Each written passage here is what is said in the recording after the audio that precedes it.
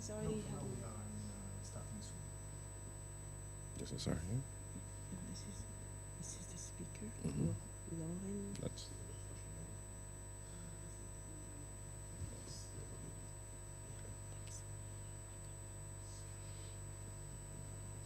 Oui. GH5, Marco? Bien sûr. Correct. Bien lumière. ici. Yeah, he's doing his festival marketing. Ah, ici? D'accord. GH5 est allumé.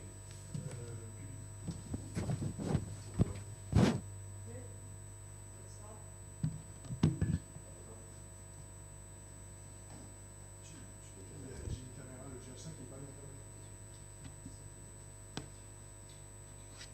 Et j'ai pas de signal au Fuji. Décale, Valentin. Ouais, super. That's it.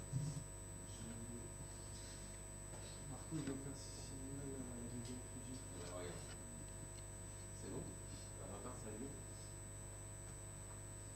C'est pas forcément. Moi, c'est bon. Ok.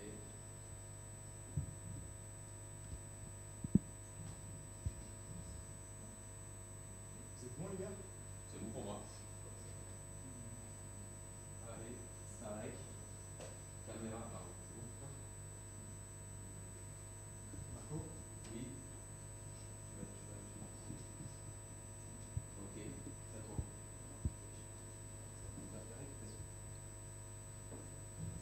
C'est bon, ça, Fredo?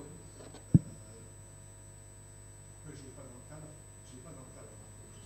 Le GH5. Remets-moi, cadre-moi le GH5, s'il te plaît. C'est celui-là. Parfaitement cadré.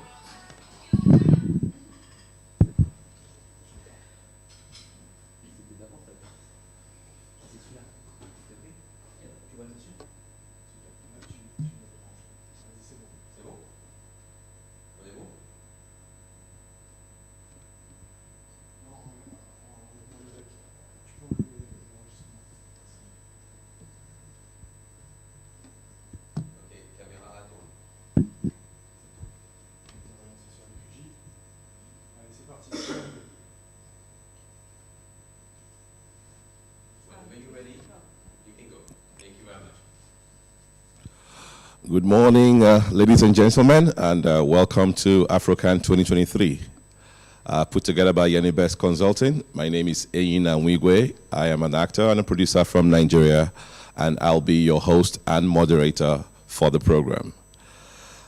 It's such a great privilege and honor to be amongst you here today.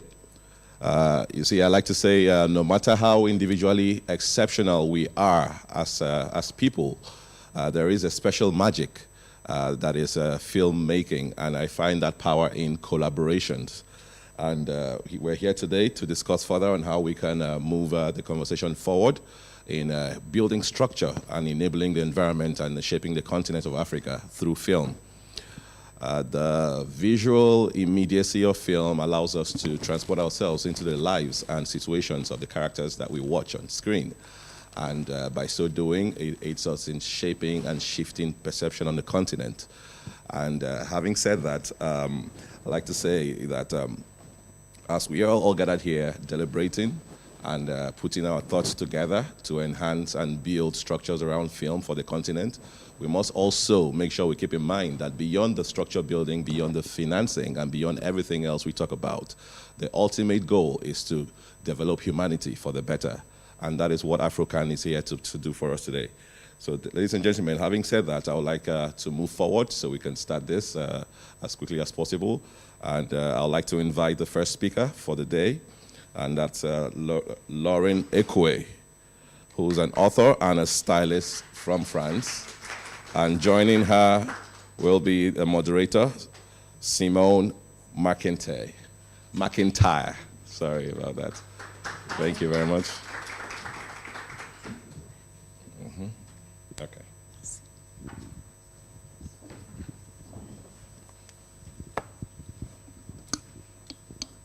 Just Mikey, right? I'll just make it. Bonjour. Bonjour.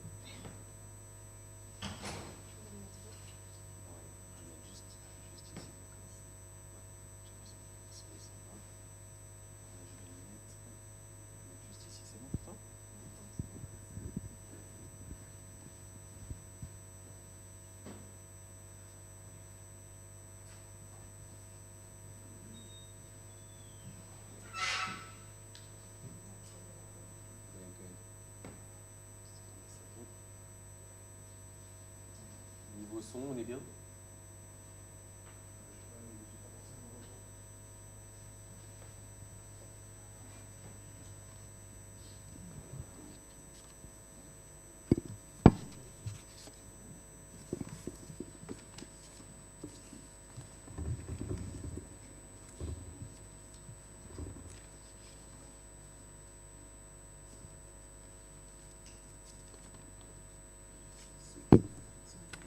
Okay. Yes, yes. Il est perfect.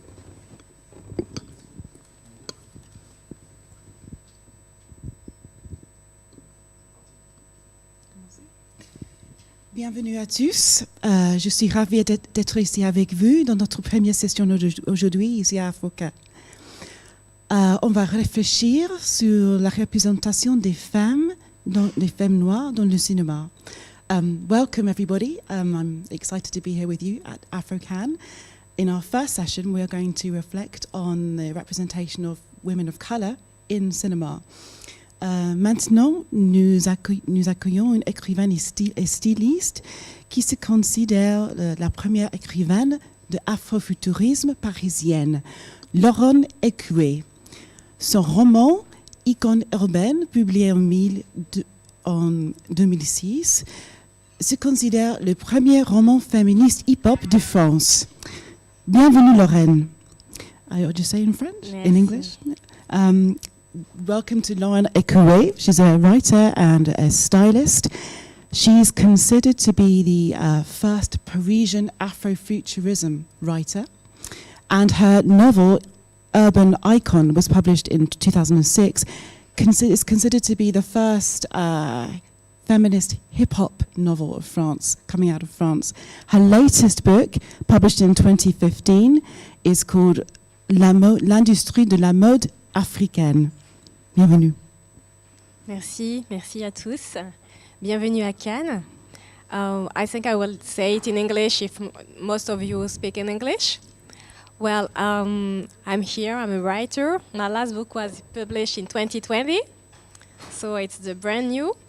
And I will talk to you about Ousmane Sembène, which is his century of birth this year. And the importance of his film Black Girl, which was the first movie in French by an African filmmaker from 1966. And I think this movie is one of the best. It's a very classical movie. We should all see it once in our life. So we can start now. Okay. Are you happy for she's gone to continue in French and English? It doesn't matter. Yeah, continue. On se considère Sembène Ousmane un des pères du cinéma africain. Et ses travaux se traitent des changements sociaux et le pouvoir de la femme africaine. Comme styliste, quand tu travaillerais avec le réalisateur pour créer sa vision? Sembène Ousmane is considered one of the fathers of African cinema. And his work focuses on social change and the power of the African female. As a stylist, how would you work with a director to create his vision? Well, in 2023, if I have to do a kind of remake, it won't be so easy because I think this movie is quite perfect. Even for the wardrobe, I think it's very classical. Mm-hmm. Maybe I will add a kind of Hitchcock vibe for something more deeper in classicism, because the main character, the actress who played the character of Jana, if you know the movie, she has a real fashion dream. She reads magazine. She's very involved in fashion, and today, young girls in the Croisette are already like that, whatever their skin color. So the French fashion, which is very powerful here in France, and the notorious Boulevard de la Croisette, which the action is also located in the movie, so it's very a nice parallel. Can be very, very strong for women, and if I have to do something today it will be a pencil skirt, high heels, and a chiffon top. That's all. Cool.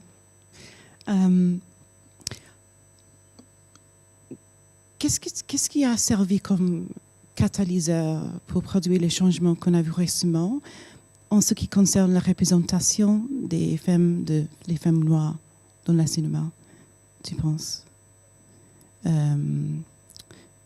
Par exemple, on a vu récemment The Woman King. Et dès que un commencement dans l'industrie, on avait des changements importants, n'est-ce pas?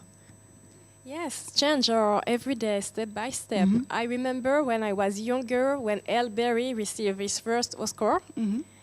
It was very something important. Yeah. She was almost crying, and I think what's changed is women know their power. Yes. They try to earn more money from their character when they play a movie to become producer. They are not only actresses. They want to be producers also, and powerful producers. That's the main differences from actresses from the past, I think. They want to be powerful. They have understood the power of independence. So really this change from not just being, say, the puppet and being directed and guided by the director, but moving into producing, which is more happening more and more, has really driven the changes in how we see women represented and the style. Yes, I think they are more involved in many parts of the film. They are looking for cash. Yes. Some of them can write or buy a screenplay or the right of some books because they have money or they are looking for money all the time. And I think it's a different mindset. It's not about who you know as if you're the female of, I don't know, a producer. It's it's a very, very change of mind. And I think it's very close what we live as a woman every day. We allow ourselves to do stuff we don't do maybe 30 years before, 50 years before. It's complete. For me, they are all complete different women. Okay. On a vu le succès fantastique de The Woman King, produit par Viola Davis. Comment nous pouvons nous assurer que ça continue? So we've recently seen the huge success of The Woman King, produced by Viola Davis, where we've never seen women of color in such a high budget and African, and it was just beautiful to see, and it felt like a turning point. What do you think we can do to continue that? Make more money. Okay. No, I think I'm talking about money because it's a very crucial point. I remember I was reading interview from Viola Davis. Yes. And she was very for her it was very important for her to make money from this movie. So she produced the movie, and it's very important. I remember I've seen a movie produced by Pharrell Williams a few years ago with 3 black women in the cast. You know, they are these intellectuals who put the men in the space. I never imagined Pharrell Williams will produce some movie because he's a hip-hop artist. So this is why, and he makes money maybe more than Viola Davis. So for me, this is why for me it's important. And she has bought the rights of the screenplay of something very powerful in West Africa. I'm from Togo, and I know Agoji because it's close. My country is close, Benin. So it was a story. I grew up with this kind of story. I never imagined them on a screen. It's because I'm a writer. I read many books. I know the story. But it was a close African story. It wasn't widespread, so she did an amazing job. Yeah. Really. So really it's that coming from a business mindset rather than first, then creative, yes. I think has been the key. I think it's one of the key because an actress like Viola Davis have a life of struggle. She's very honest about that, and everything in her life was a battle, a real fight, and she has understand the power, the difference when you're actress on just a movie, and when you're the boss. I think female bosses are the new trend for women today. Whatever their skin color, they all want to be. They all want to add their touch. Yeah. They really know, they take places like never before. Yeah. So coming back to Ruth Carter, who was the costume designer for Black Panther, who's been working in the industry, I think, since 1979. Why do you think she's only just now recently getting her flowers, getting her Oscars? It's taken a long time, and why do you think now is the right moment? To be honest, as a stylist, I never heard about Ruth E. Carter before these last 5 years. I've seen many movies, and I never really pay attention, or I read her name and I forget. It's only in 2054 I've seen the That Sweet Blood of Jesus from Spike Lee, and I said the work of the costume designer was awesome. Really awesome, with this vintage touch, with this African vibe, with this African-American vibes. She was true to the point. I really, really like this movie. I really like the butler, and step by step, I remember her name. Why she's not very famous? Because costume designers are not famous. That's all. Who knows then? So I think she's really notorious now for a costume designer. Yes. So her equivalent might be somebody like Patricia Field, Sex and the it's on City, TV. but yeah, on television. On yes. television. And we don't have them at the tip of our tongue in the same way that we have a director or the actors. So yeah. No, when I was in New York, Patricia Field was in all the minds because she has a shop. I think she has a shop or something like that. Yes. And Sex and the City, it's maybe strange what I will say, but in the popular culture, it's maybe more powerful than some movies. Yeah. So this is why she's maybe more notorious than Patricia Field. But it's the same stuff, and Patricia Field has done a lot for this job. Okay. Also.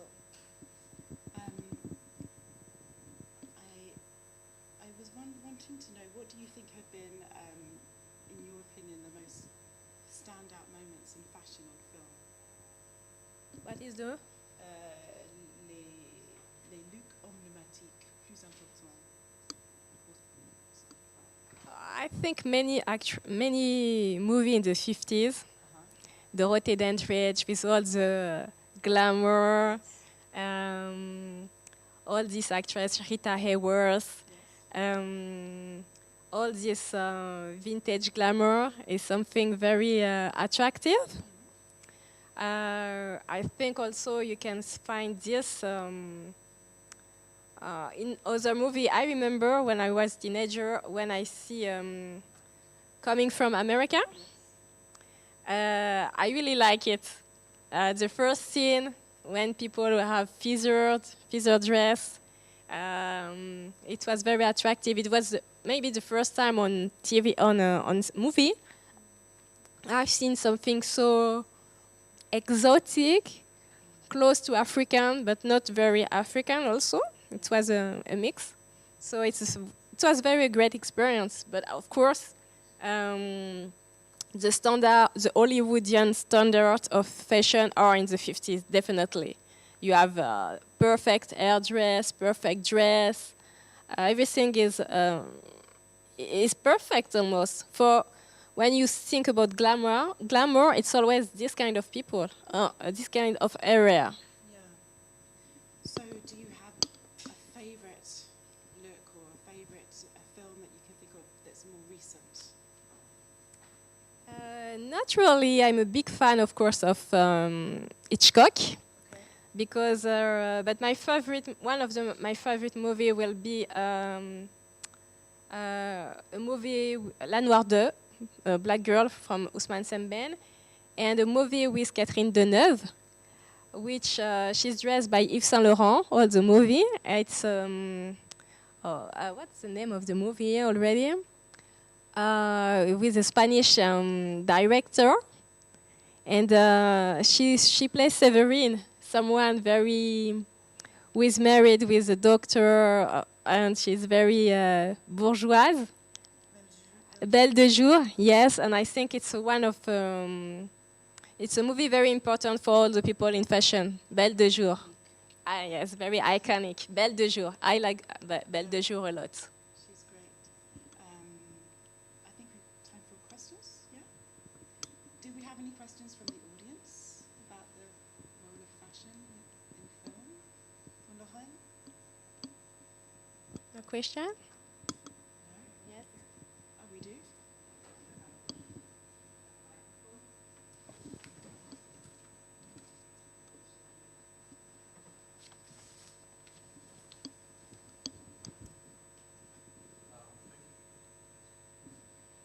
My question is, do you have any projects you're working on at the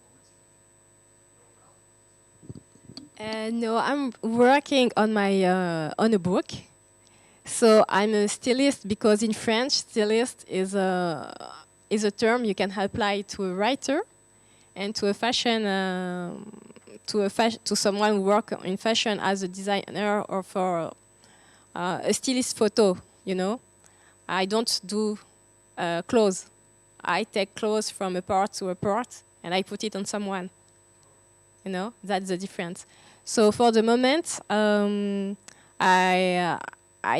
it's not really. I never start a career as a costume designer. I only do this for singer or for model, and it's a different job because when you're a costume designer, you have to have, for example, you have to have this top, for example, in three items the same sometimes. So it's or you have to make yourself the clothes. It's it's a different job, but I can understand the mindset.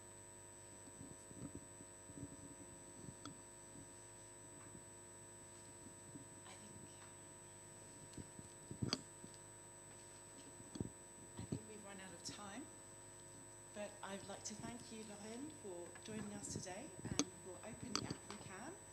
And you're great, and we're going to check out your book. Do you want to tell us the book again? Name of the latest novel? Oh, Some novels, an essay, right? yes, it's an essay. My last book, it's L'industrie de la mode africaine. In English, The Industry of African Fashion. It's the title of my last book, published in 2020. Brilliant. We'll all go and get it. Thank you very much.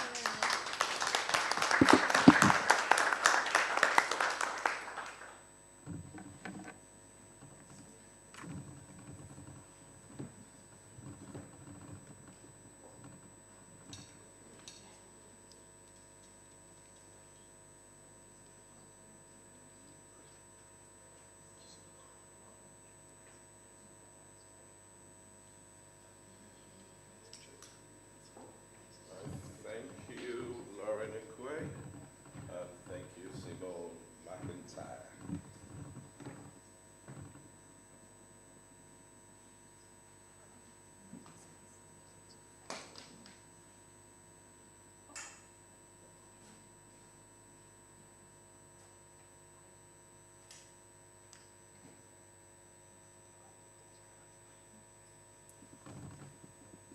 All right, thank you, Ekué, and thank you, Simone McIntyre, for that session.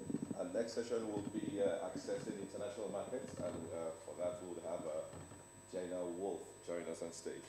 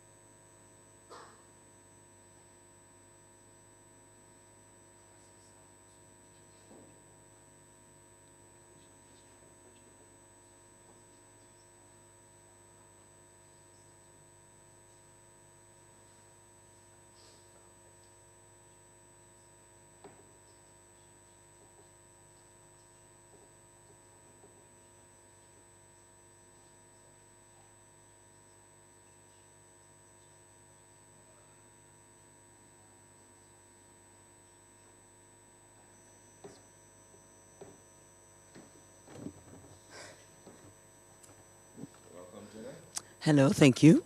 Thanks for having me. AfroCannes 2023. So, a brief introduction. Jana Wolff studied communication in social and economic context at the Berlin University of Arts and has been active in the film industry since the late 90s. She has been working for Berlinale and the EFM as well as many other national and international film festivals in various positions.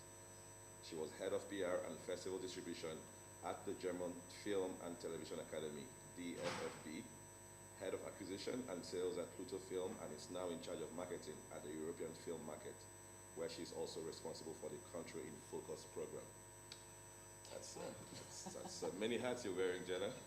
So today we're talking about how to access international markets, and of course we have a lot of filmmakers in the room, mostly from the African continent.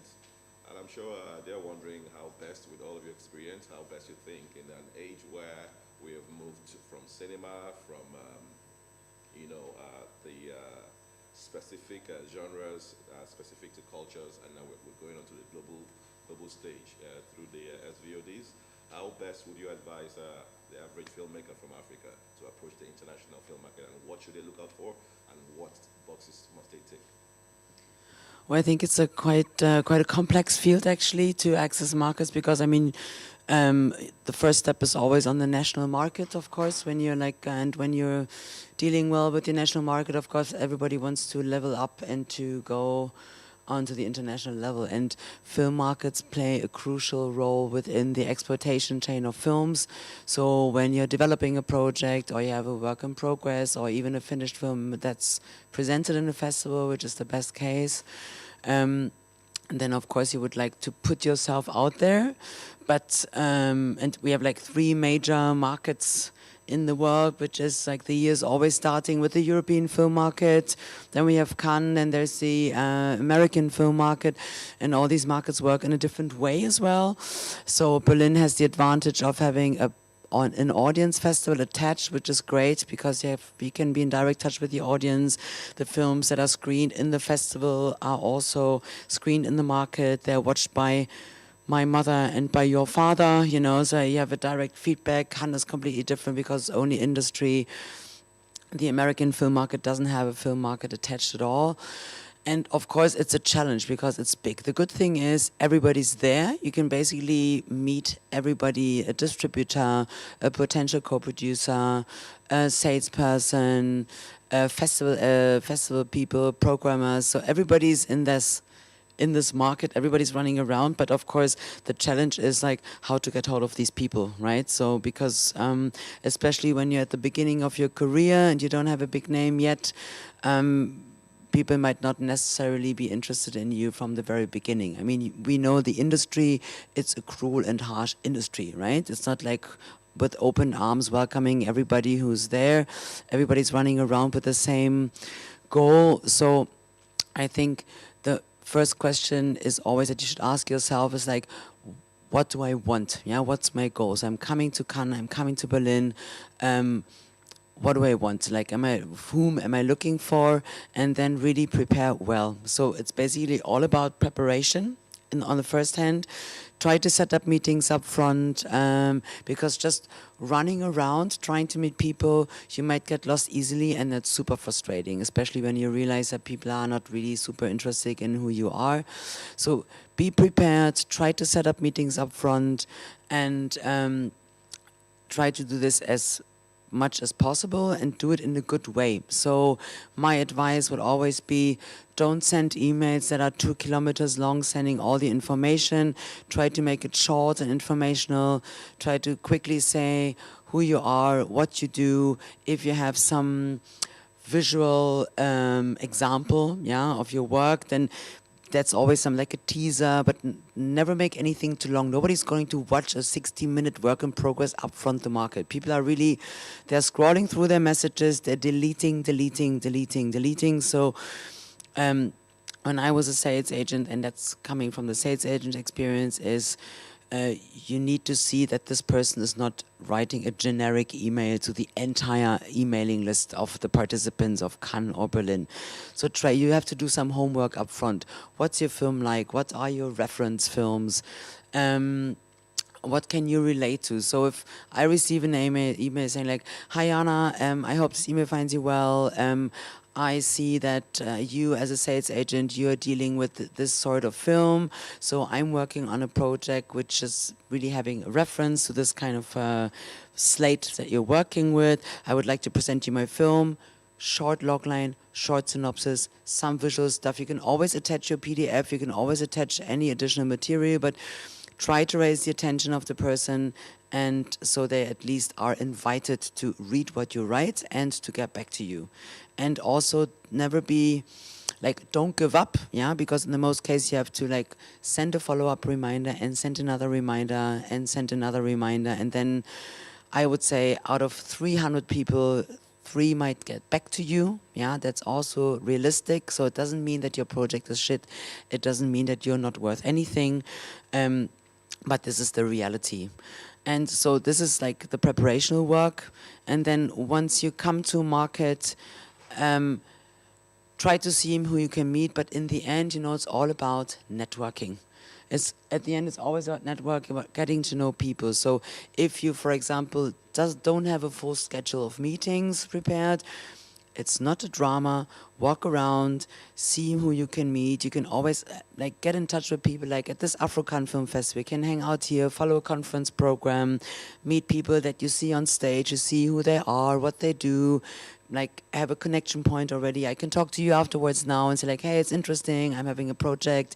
Shall we talk about it? You know, and even if it's not necessarily about that one project, perhaps it's for the next project or for the project that comes afterwards. You know, at the very beginning, it's about establishing a relationship. And even if you just connect via a glass of wine, talking about the wine, about the food, about the weather, about the cat, the dog, no matter. It's really about that, right? Like most people, they know that they're looked for, you know, and they know that like, I'm going to be like, hello, I'm there. Like, this is my project. So, and they will be like, oh yeah, okay, thanks, nice to meet you. I think I really have to go to the toilet. So try to establish a personal connection first. Try to talk about something. Of course, mention who you are, but don't overwhelm these people because they will run away immediately. Because this is what they're confronted with all day long. And so use these networking opportunities. Go around past 5 p.m., see who's holding a glass of wine in their hands. Go there, grab a glass of wine, talk to those people, see who you can meet. So this networking and establishing a network, it's the most important thing. And don't be so focused on what you're exactly working on right now, but also like always think a little bit ahead, you know, don't take things too seriously. And then on the other hand, sorry for making it so long, but it's an entire speech.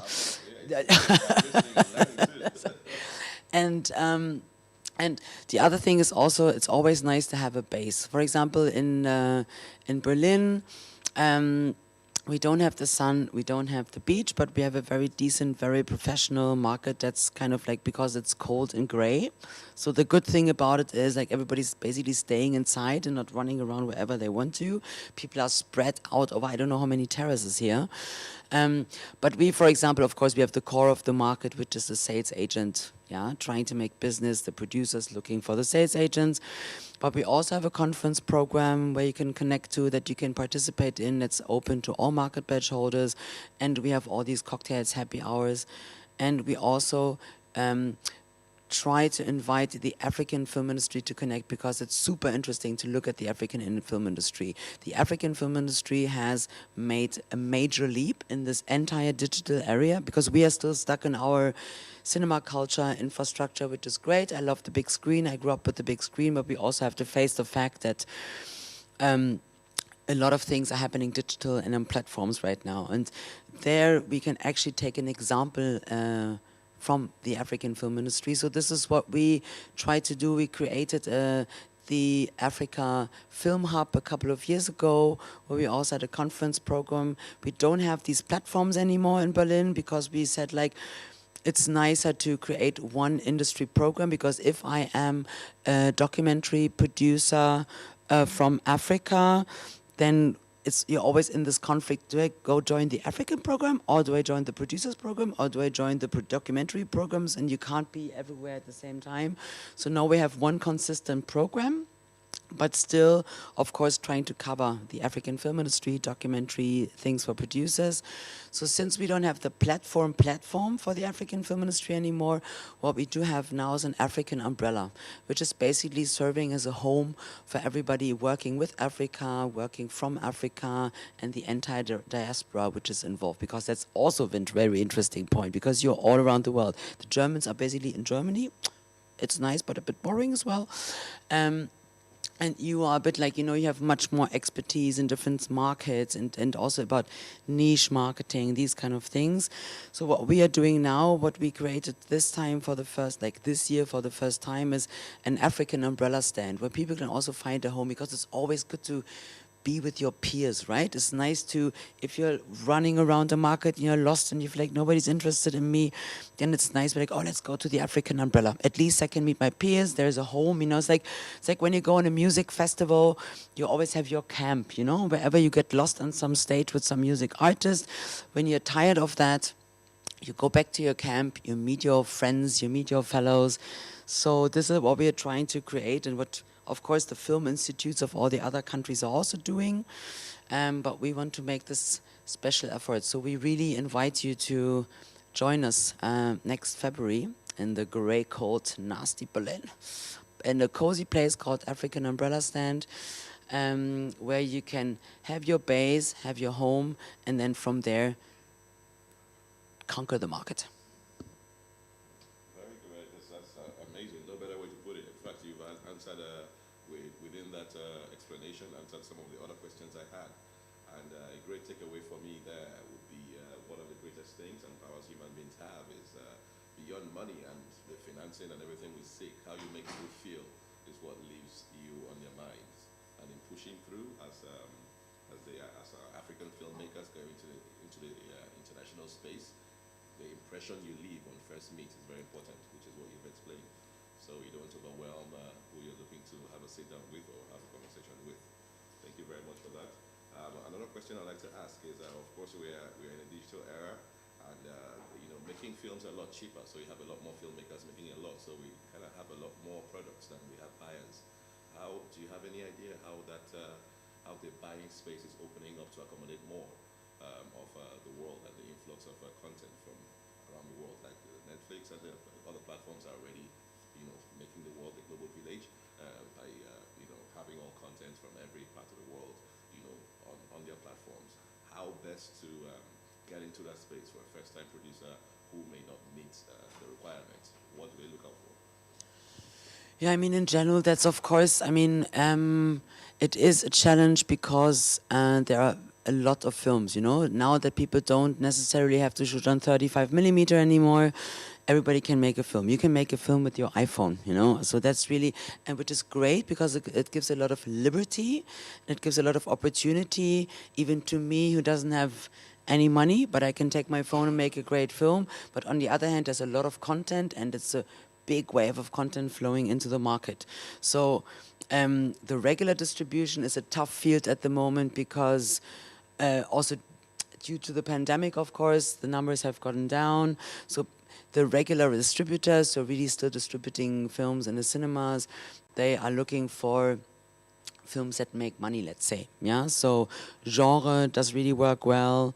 Now there's also this coming of age thing a little bit, even though the audience is kind of a bit like lost between cinema and platforms. And of course, commercial formats, yeah, romantic comedies, these kind of things. This is something that, because in the end, what distributors always say is, who wants to go to the cinema on a Friday night in order to have a good evening, and then you watch that really tough film that you come out and you feel like you need a really, like a couple of drinks afterwards, you know, you don't have really, like it's a lot about like feel good stuff. And if you have a social drama or something, it better be with Angelina Jolie and Brad Pitt, so it sells. So that's the cruel reality of the regular distribution. So platforms are actually opening up a wide space for a lot of more content, but of course, you know it all. It's hard to access Amazon and Netflix. You know, it's not like, it's not much easier because they, of course, have their own productions. So if you are able to submit a script or something that they want to produce, you're really lucky. And otherwise, you're, of course, always in the situation of promoting yourself to the platforms. It's the same. And Then, of course, there is the advantage of having a lot of smaller platforms as well, but they don't necessarily make money. So it's a long way to Tipperary. So what you can always do with a decent film is to see, okay, in regular distribution, what can I do? For example, there's a great example of an Ethiopian film that didn't really level up, let's say, to international distribution, but then the producer found out there's a huge Ethiopian minority community in London, in the south of London. So what they did was like, okay, cool.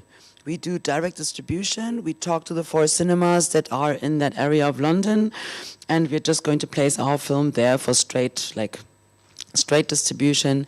And the film was sold out for 4 weeks, yeah, because there is an audience and these people are looking for films from their country. So on one end you can, like, niche marketing has really become quite big. It's much more work, of course, because you don't get the mainstream audience straight away, but it makes things a bit more accessible.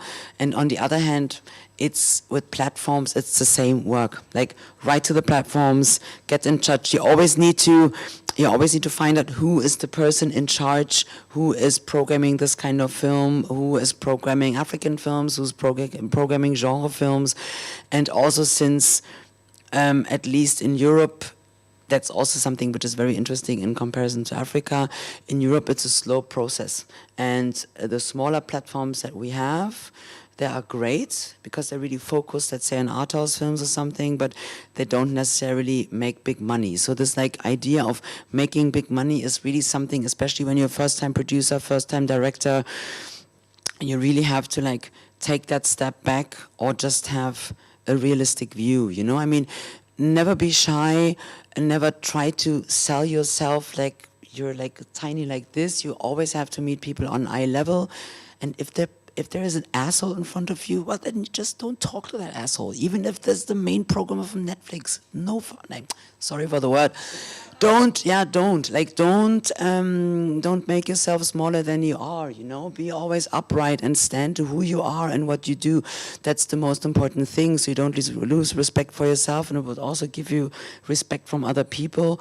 And of course, a good way to get your film out there is always to distribute it on festivals. To really, and this is something that you should do early when you develop a project. See who is a potential sales agent, but bearing in mind that not all the films find a sales agent. And also build a festival strategy very, very early. Just like, of course, you don't know, will my film be ready in September or November? It doesn't matter. There's always an A festival where you can start. There's always a starting point for your film. And a good way to get a travel around is really festivals. That's the easiest. There's festival programmers all over the place. And once a film gets an award or good press reviews, the distributors will also get interested, and that might be your door, you know, to get it further out there. And in the end, even, I mean, we have these, like, great German directors. They get their films to German cinemas, and you have, like, 10,000 people watching a film out of 80 million. That's also not really a great success, but at least your film is in a cinema, right? So at the end, your goal should always, I mean, it depends on what you want, but the goal should always be like, okay, as many people as possible should be able to see my film. So how can I make this happen? Festivals, platforms, and even, you know, if your film is 2 years old, there is this platform from Chile, yeah, small platform that wants to show your film, but they can't really pay you a lot of minimum guarantee or something. Then you can still say, okay, cool, the film is 2 years old, it has traveled a lot of festivals, it's great. I can write on Instagram, hey guys, my film is now out in Chile. Whoever is in Chile can watch my film. So really take smaller steps and take them seriously. And aiming high is great, but within aiming high, do the small steps, and it's unfortunately a lot of work. That's great. It makes sense that in an age, the digital age, where is fast evolving and expanding, so it's important for people to, you know, bring their own selves into it and think out of the box and find what works for them in approaching the market. Yeah. Okay. So finally, so we can move on. We don't have much time left. What would you say the sales agents or the market would look for between drama and genre? They look for films that sell. Star power too. Yeah, and that's really, really, I mean, that is a very personal thing. And this is also something that you have to consider. At the end, these kind of things are always personal decisions, right? I might pitch you a film and you might really like it, and you will say like, yeah, I would love to work with that film, even though I know it's not going to be big, and some other person might not be doing it. So this is why when you approach sales agencies, have a decent look at their lineup. If you see they're working with commercial, big mainstream stuff, don't come there with your small drama, because they won't even get back to your email. And then also, of course, there are big names, right? Wild Bunch, Match Factory, all these companies that have films here in competition. It's great to be with a big company, and it might be a great experience as well, because it's nice to have that in your filmography. It's a good reference. But at the end, that's, for example, an experience that I made with a film from our film school, you know, an exam film from one of the students. It was accepted by Match Factory. Everybody was like super happy, but then they have a huge catalog. So the film got completely, it had a good premiere and a good festival, that was great. But after that, the film was completely lost, because they have so many films that they're working on, that the tiny films, they don't really put a lot of energy into, because they have to put the energy into the films that make the money. So sometimes it's really much more recommendable, if you're lucky enough to find a sales outlet that works with you, to rather go for a smaller one. Go for the people who really put in effort, people who work with 6 to 10 films per year, you know, where they select, and who have a realistic approach to your film as well, you know, because it's like, when you're director or producer, you're working together for a couple of years, so you have to get along. With the sales agents, it's the same. With the distributors, it's the same. And when I was working in sales, we had tiny films, not tiny films, but like small art house films that we wanted to bring out there, because we knew the big ones wouldn't do it. And we wanted to give these films a chance, either via festival or via distribution. And we managed to find distributors who fell in love with the film, and that's the best thing that can happen to you. If a distributor is distributing your film and then talking to other distributors about your film, yeah, that's the best promotion you can get. So really pay attention. Rather work with people that might not be so famous, but they really like you and they like your project, and they're really making the effort, and they're really putting the time into the work that it needs in order to get your film out to the world. Thank you so much. And in moving on, we'll take 2 questions. If anyone from the audience has any questions for Jana, if she's still here.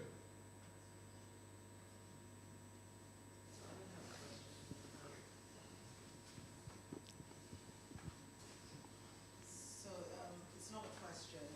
I'm a filmmaker. I run a media company in Lagos.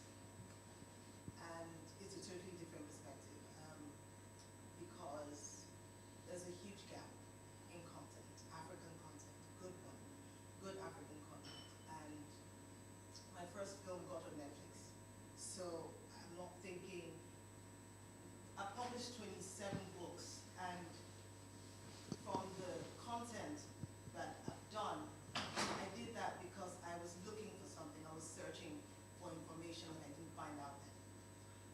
So, I mean, I hear you, I agree with try and look for the small ones, but I feel like that we don't have a lot of people that would actually say, you know what, I want to just go and hit it, because, I mean, everyone, I don't know, this is my first time, so just listening, I was thinking, it can't be that hard, because the gap is there.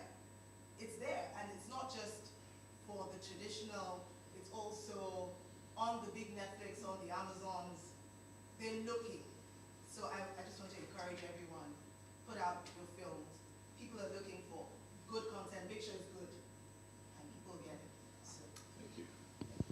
No, thank you for that comment. I think that's really valuable. And of course, I mean, there is still a lot of work to do, because, you know, people have different viewing habits from wherever they come from, you know. You can't talk about the European film market. France is completely different from Germany, from Russia, from the Balkans, you know. Like German films never really sell. German comedies are shit, and, you know, you will never get it out in France. So you rather stay in your own market. And this is why everybody's like, on one hand, coming where they're coming from, which is totally fine.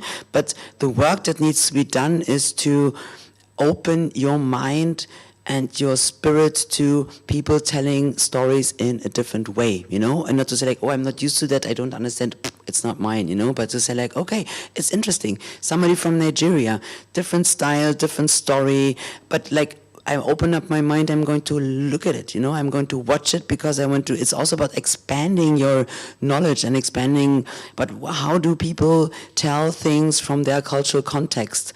And this is like where a lot of work still has to be done. Anyone else? Okay, so well, thank you, Jana.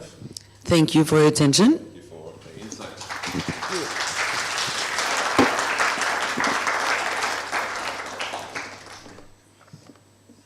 Next, we'll have Ines Zoubir. Hope I didn't kill that. Join us for the empowerment and storytelling and unfinished journey. So we have Ines Zoubir, Richard Lawson, Haneen Saleh. Are they in here? Okay. Toya Williams, Issraa Elkogali, Haggstrom. And to moderate this panel would be Simone McIntyre. Okay, hi. So welcome. We're gonna because you're 6 people, we're gonna make the setup for that. All right. We'll have to do a setup for them. Okay. 5 minutes break.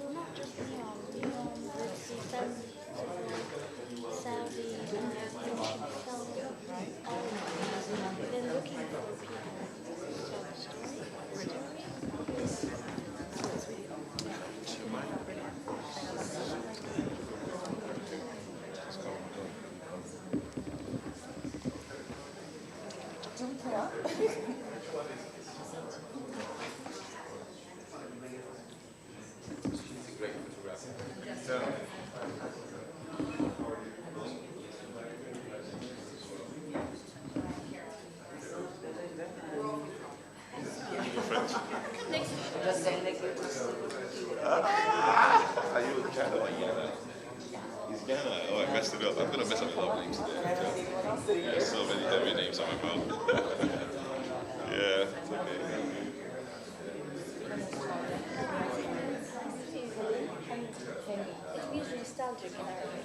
There are tables. Do you want us to push the chairs back? Perhaps just a little bit, just a little tiny bit, right? Works for you?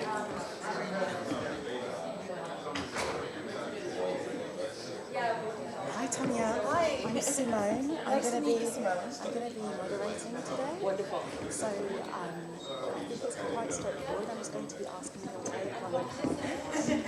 I'm going to be asking you about the World Institute. Excellent. I'm going to be asking you about, I see that you're in the institution. Yes. Diversity and inclusion. Yes. I'm going to be asking you about this now and how much you're thinking for things like that. Love it. And what we can do to empower the next generation. Do you have anything specific you want me to ask? No, I think all those things are lovely. They're great. Okay. I want everyone to feel really comfortable. Brilliant.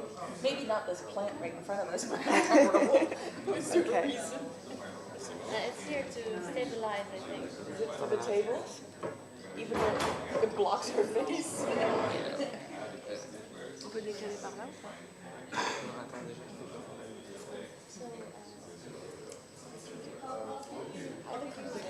I live in Los Angeles, but I have a company in Toronto, Canada called Real World Screen Institute. We've been around for 23 years, and we always focus on comedians with Black, Indigenous, Asian, South Asian, MENA, and people of color. Yeah, in the screen industry. And we have a delegation of 9 people. We're like a third of the audience, like those 3 teachers, and then the 3 people behind, and then the 2 people behind that, and the 1 guy over there. Literally half of the audience is our delegation. I mean, people living in here. So Canadians who are living there who are Black, Indigenous, meaning First Nation, meaning Inuit, but Canadian. South Asian Canadians living there, MENA who are Canadians living there, and people of color who are Canadians. So they're all Canadians, but basically just not like so that's basically focus.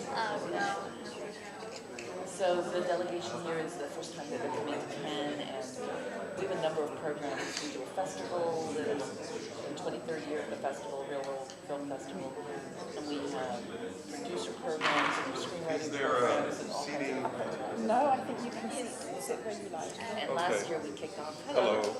How are you? Good. Try and make your way in through the. I'll sit here on the I end. think that's the moderator.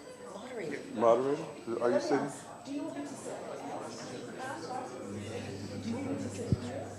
T'as essayé les 2 autres? Okay. The only option is yeah, you can sit anywhere else except for the moderator.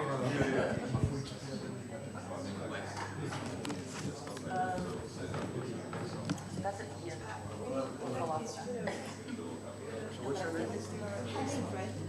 So just, okay, yeah. It means nostalgic. Oh, nostalgic. We got 2 mics. Richard, I'm sorry. Les bouillards.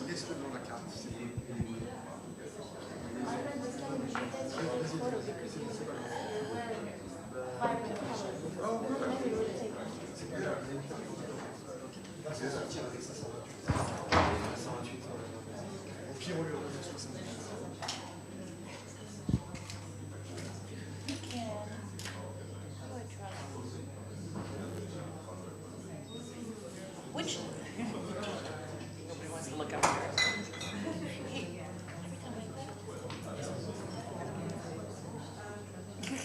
Can one of you take a picture when we're on?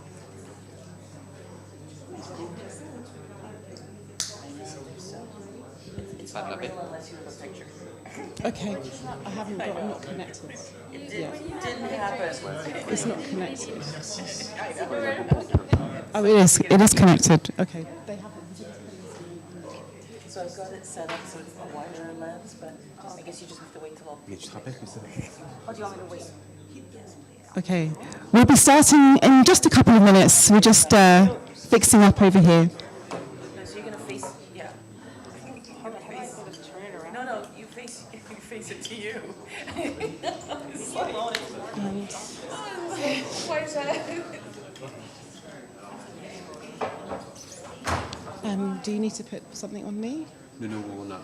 No. Okay. No, you have to I'll wait take for the the- panels. Okay. Actually, so when everybody comes in, All right. everyone's here. I can take it with my phone and just send it to you. It's fine. Okay. Whatever. I don't ever work. Thank So, you. I think Issraa is late. It's running late. So, this one is it. Is this one? This one is working. This one is working. I know. I don't think anyone's working.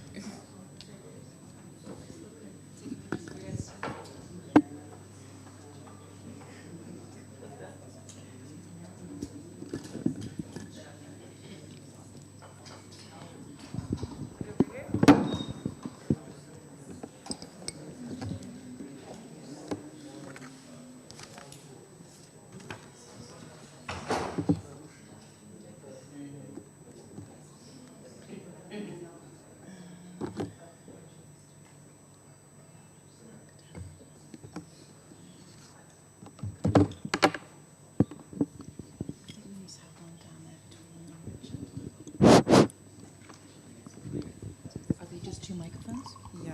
Okay. There's only two microphones, so It looks like it, but they're not connected. They put something on me before, but not now. So I don't know. maybe the lab wasn't working. Yeah. We ready? Nous sommes prêtes.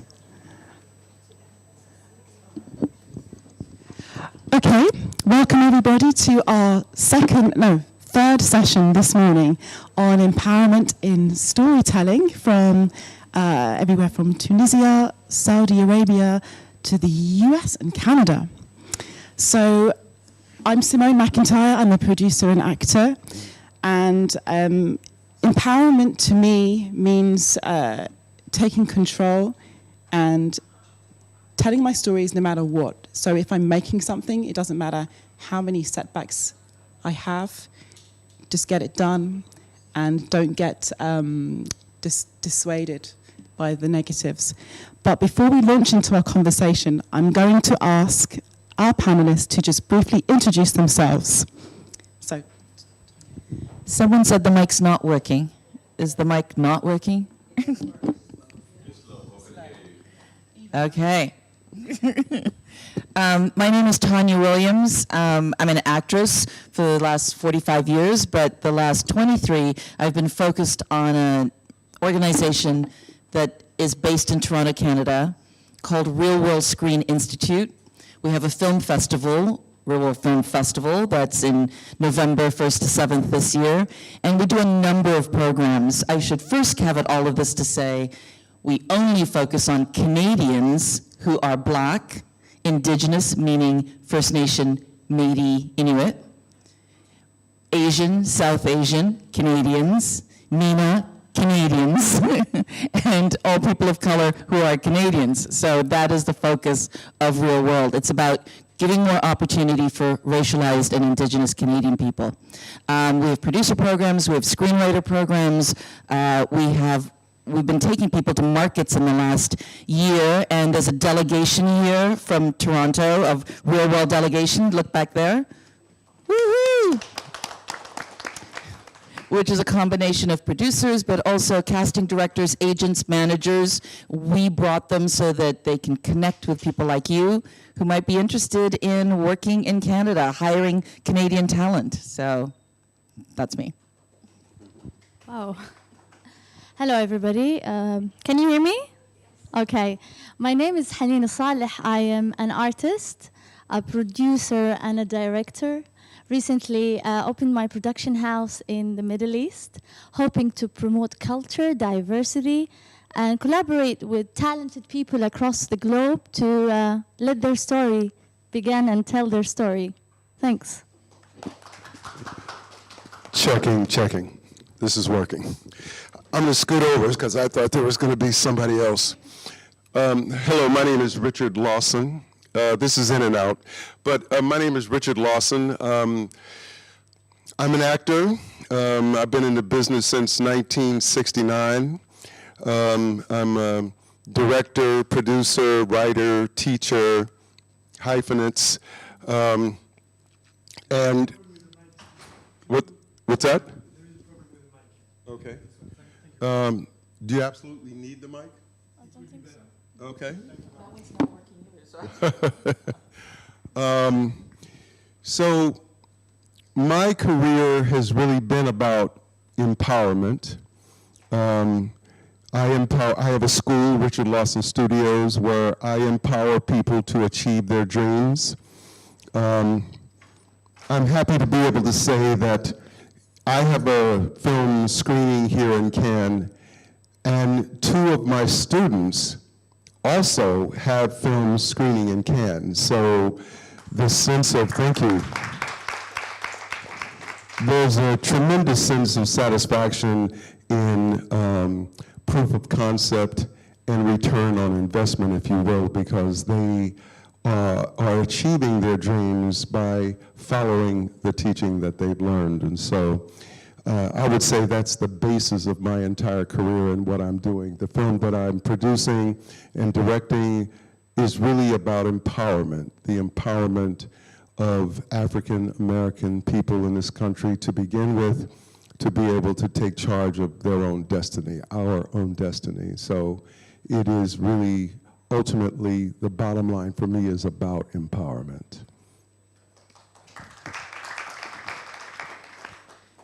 So you are all multi-hyphenates. You all have different labels, let's say. I'd like you to let us know what motivated you to become a storyteller, because I think the umbrella term, higher, lower? Higher, even louder, okay. So I think the umbrella term for being an actor, for being a director, for being a filmmaker, for being an artist, a producer, it's storytelling.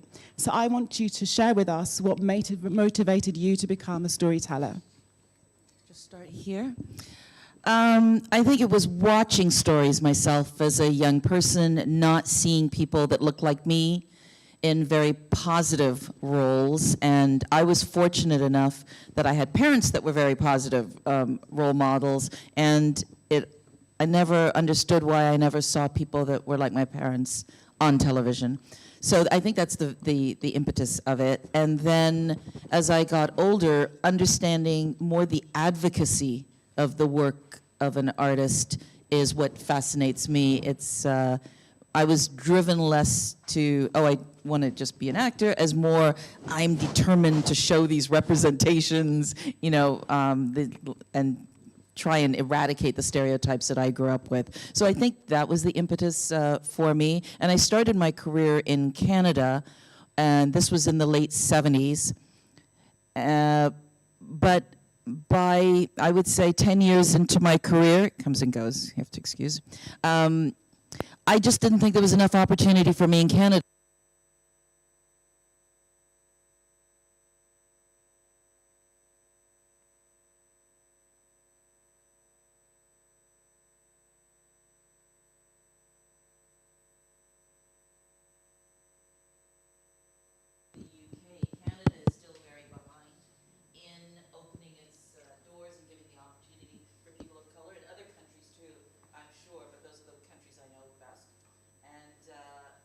Fight still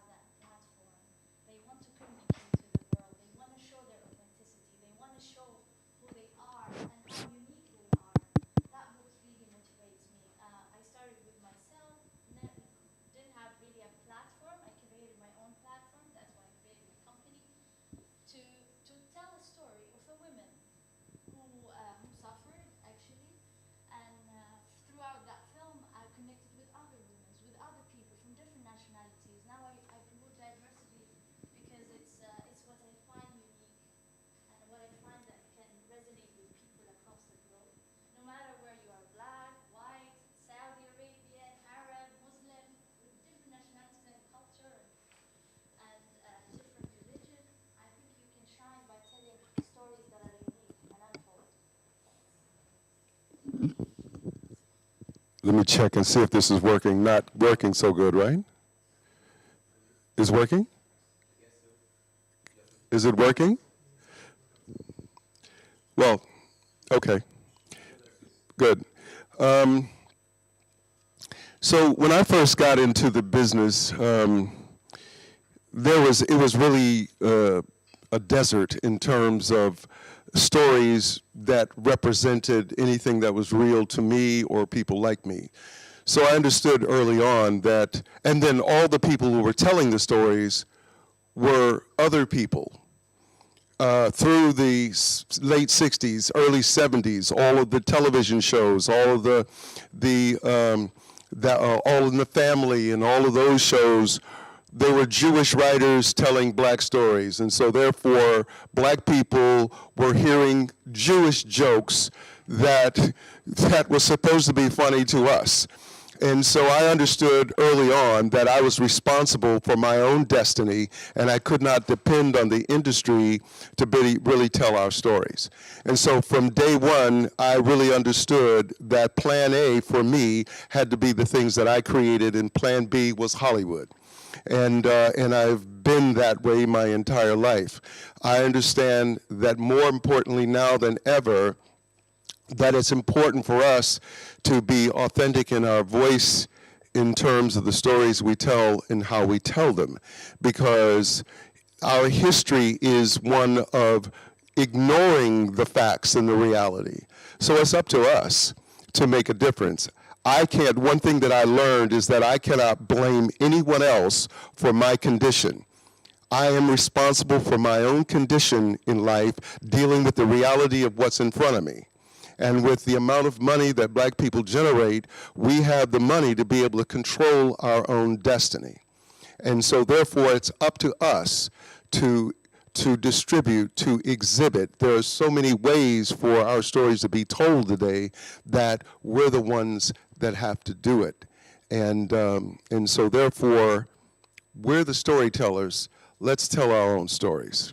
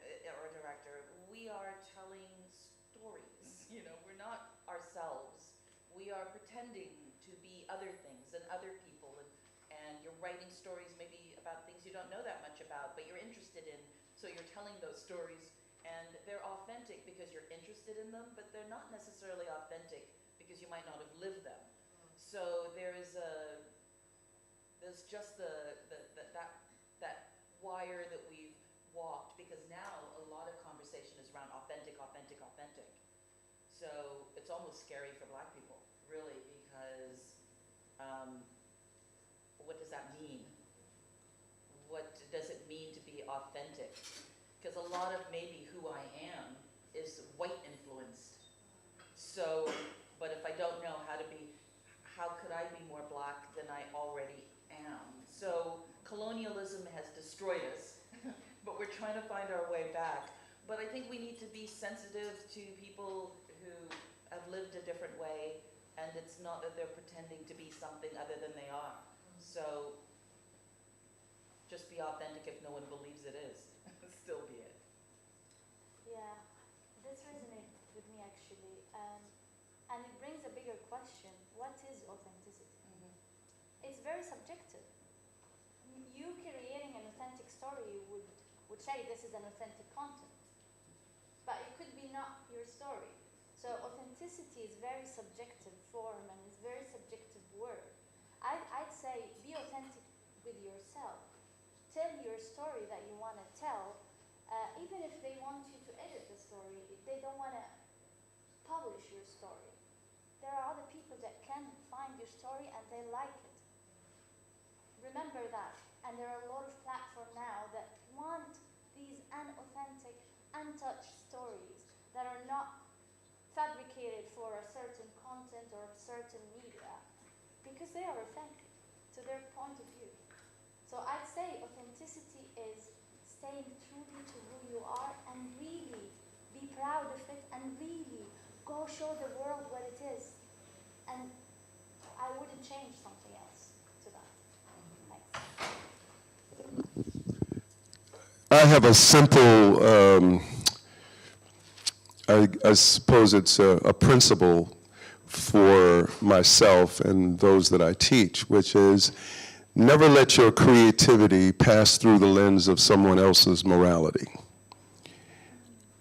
So therefore, and I cannot tell you what kind of fight that is, because the world is trying to get you to be something other than who you are. And the hardest thing is to hold on to who you are at all cost. And there will be a lot of bodies and a lot of skeletons along the way. And so in the process, one has to be really aware.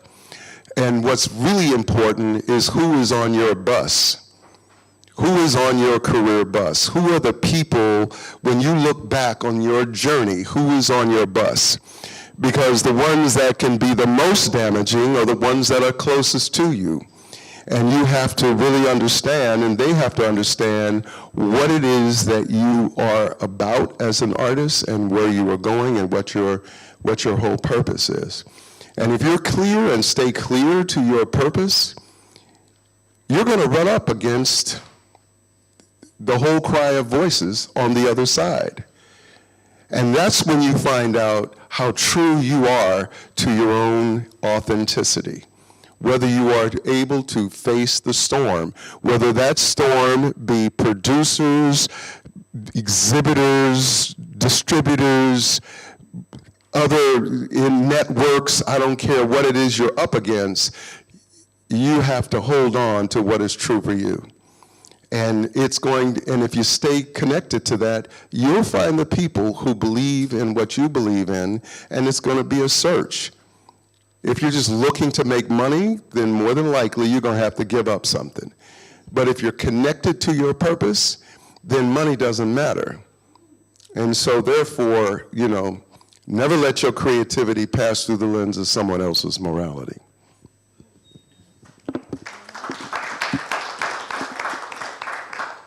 So coming from, we have the US, Saudi Arabia, Canada represented. What do you think is the challenge specific to where you're from in making your films, being of an ethnic minority? We're ethnic majorities, by the way. We're not the minorities like worldwide. Yes. So we have to mentally keep that in mind. I don't know if this is just Canada, but I find this everywhere. We need empowerment, going back to what you said. We need to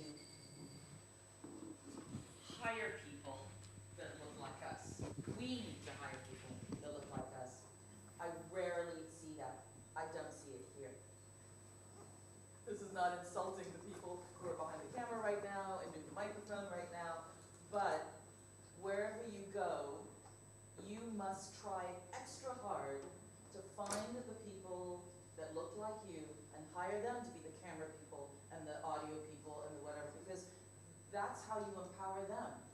So I push for that. So at Real World, it's very important to us.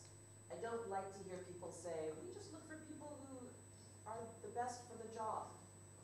I could just kill when I hear that. Everyone's best for the job.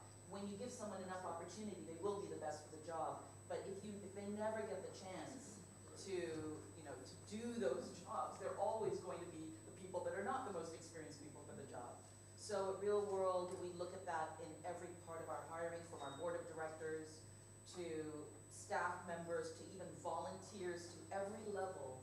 We know that we might be the only people giving those people opportunity. So I think that's the same in every country. The destruction, especially of Black people, have been to feel and to be told and to be taught that we're less than. So there have been people, Black people, who just hire white people because it's more validating to have that, more validating to have an agent maybe who's a white person, or to get a producer or a distributor who's a white person. But if we don't understand that the damage we're doing in that, we're doing it to ourselves. So this is what I would say for whether it's Canada, whether it's US, no matter what country it is, look for people that are the underserved people and bring them up in whatever you're doing, because pretty soon they'll be bringing you up in whatever they're doing, and that's how we all help each other.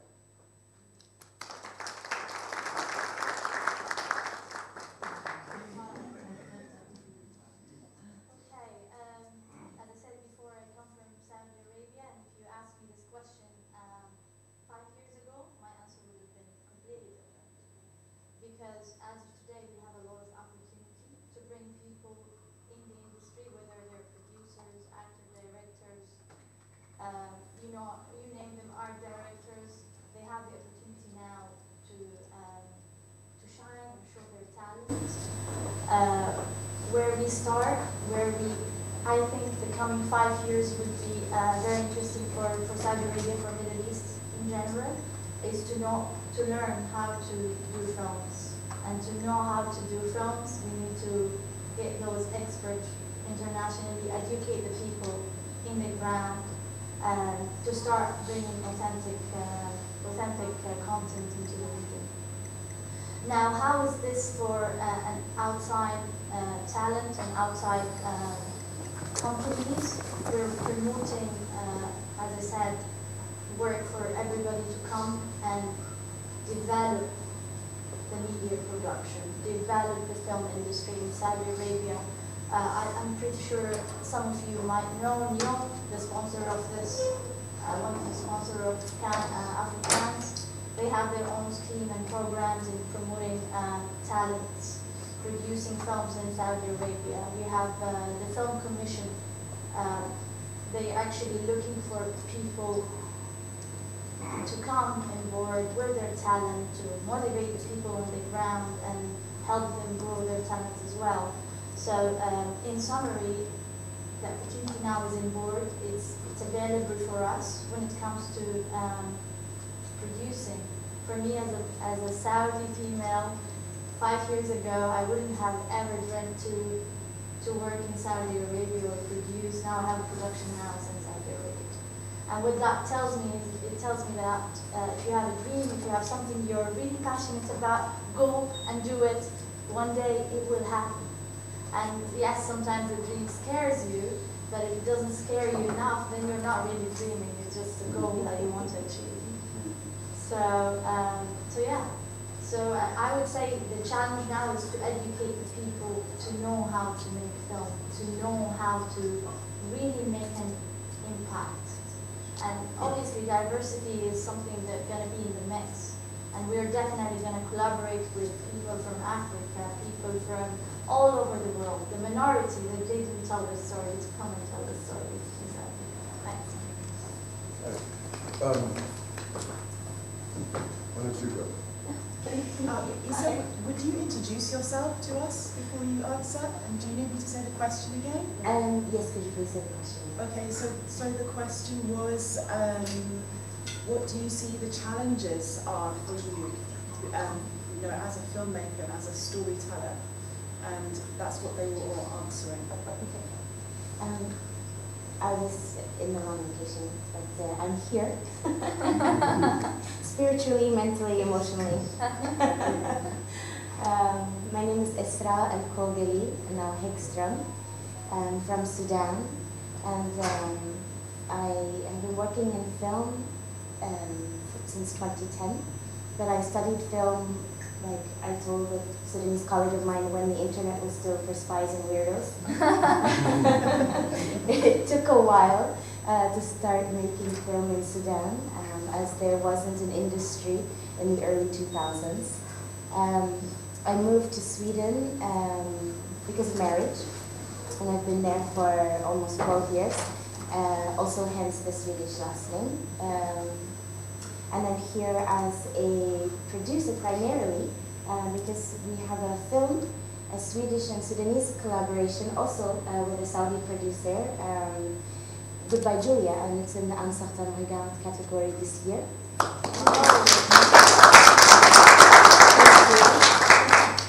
Thank you. It's the first Sudanese film to be officially selected at Cannes.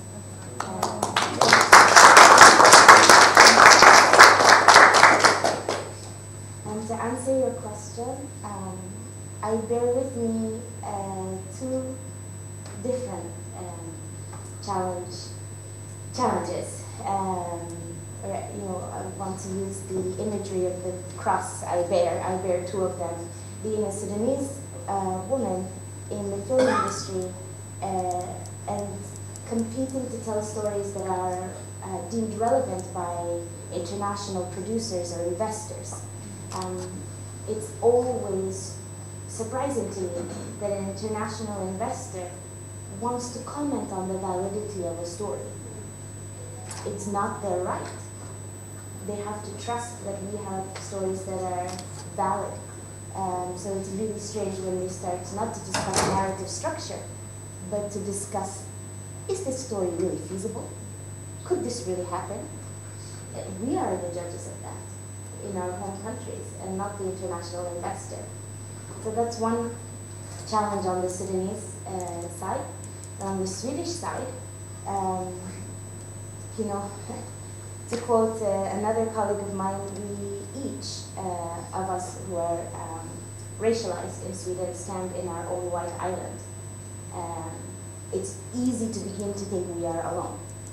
And we have to remind ourselves we are not alone. That the structures are old and well established, and navigating them is very tricky.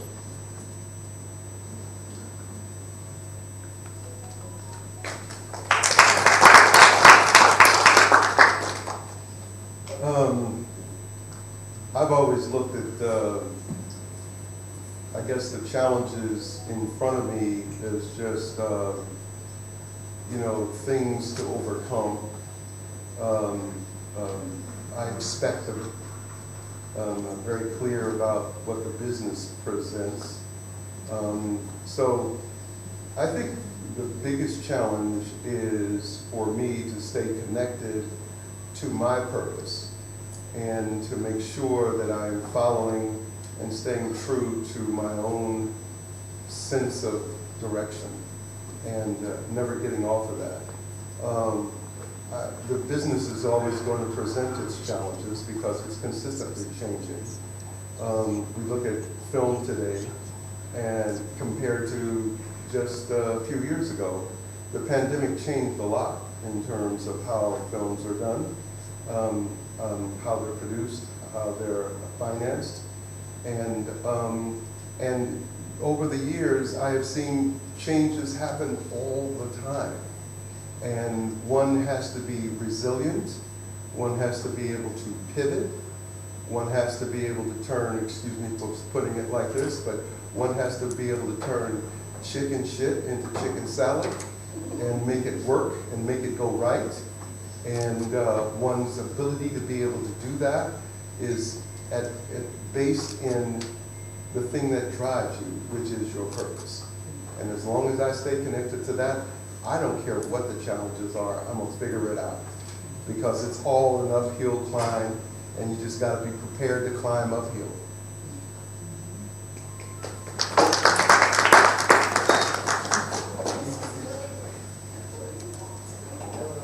So this question is for all of you, but specifically because I know, Tanya, you are on a number of boards with organizations that focus on diversity and inclusion. And equity. And equity. Let's not forget equity. Equity. So I think we'd like to know how much longer do you think we need to have these organizations before diversity, inclusion, equity is mainstream and just normal? Or do you think we have a really long journey ahead of us before we see that? What are your thoughts? Well, it took a few thousand years to get here. So I'm assuming it's going to be a few thousand years to normalize. I just was in a disagreement with someone recently who had heard that racism will be eradicated by 2089. So I was like, I don't think so. I don't think so. She was really upset because you're so pessimistic. But I'm like, right now, data just came up. Hate crimes in America are up 30%. Hate crimes against Jewish people up like 40%. Like there's so much, there's more hate now. What was just on the news last night in Germany on the train, someone played over the loudspeaker a speech by Hitler. And it was whoever, it wasn't like meant to be that way, but somebody wanted to scare people and did this thing. We're in a really scary time. So whenever there is effort to help people of color, there is always a backlash where we suffer from that. So Trump existed because Obama was president. There's a backlash always where we are punished for moving ahead. So in Canada right now, you're right, Telefilm is a very big agency where there are, it's the biggest funding agency in Canada from the government for films. And I sit on several of the committees, the Diversity, Equity, and Inclusion Committee, the Authentic Voices Committee, the different changing of the programs. But already white producers in Canada have been very angry and have openly talked about it's not fair, why are they getting all this money, how come our envelopes are being taken, because they've been so used to envelopes of money just being handed to them. And so Telefilm has re-looked at all of their budgeting and realized that a lot of people, the equity part was missing. And so those envelopes got taken away, and people were very upset about that. The Canadian Media Fund, that is the funding agency that gives broadcasters funds, so that's all the series stuff, and they've done a number of programs, so I sit on a lot of those committees where we talk about the importance and how we should be sharing out the money and trying to level that playing field. But there is a lot of resistance. You'd be surprised because you think, wow, it's the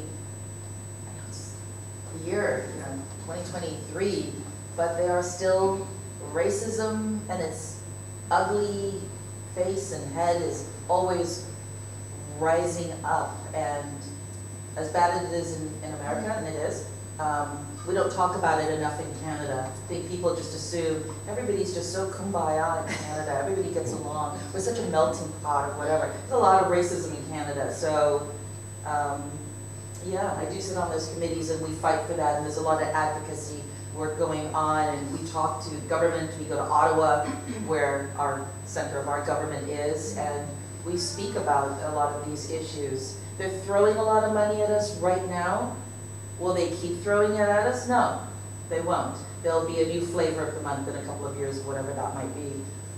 So all we can do is push as hard as we can right now, but it won't stay at that level. I want just to comment on that question because it's interesting. Does it serve us to think whether this going to change in the coming months, years, thousands of years? Or does it help us looking at people who, within those years, accomplished? Looking at Barack Obama, Sam Smith, sorry, a lot of people in the industry that are Black African people with great story, great background, that's now actually managed to get there and go like, this is what I'm gonna do, this is where I'm gonna be. I don't care how long it's gonna take me because it's just going to slow me down thinking about all the obstacles. Maybe I should think about the opportunities because those people had a lot of obstacles. I mean, to look at Barack Obama in a community like the US and publishing and being a leader of a country like the US, it's quite unbelievable. If you keep looking at that and be like, okay, I'm gonna get there, and this is the story from the past, I think it would serve us better. It definitely would. I personally got a lot of criticism, and I've been in a society where white people were promoted in the UK, where I got my education. I was in an area full of men. I was working with them, and I didn't let this stop me. I was thinking, okay, but I can maybe show them the value, and I can get to other people where the other people got, and it served. It helped. Still, there's a long way to go. I'm not undermining that. There's definitely a long way to go for everybody. But if we look at the potential, we will get there one day.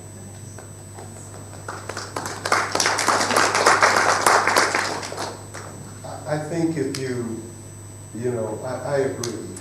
You could look 400 years in America and you see the result of racism and where it is. It's actually going back the other way.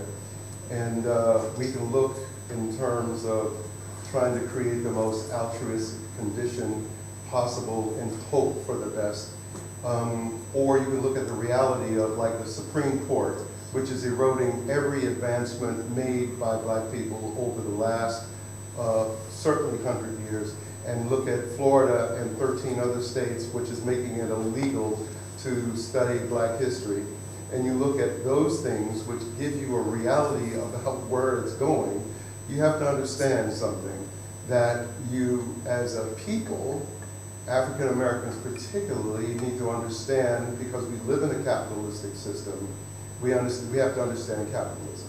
And that means that if you look at the fact that we generate $2 trillion a year, mostly in consumerism, that if we were able to control the money in terms of where that goes, that gives us a seat at the table. If you look at the fact that money stays in the African American community for 6 hours versus the Asian community for 30 days, you can see the infrastructure of the community.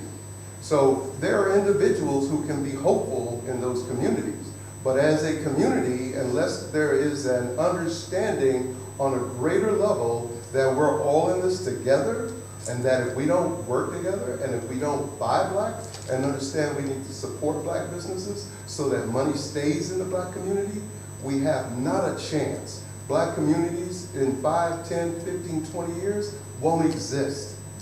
And so therefore, there needs to be a consciousness about the reality of capitalism and how we can control our own future if we pay attention and look and take on what we understood when we were segregated.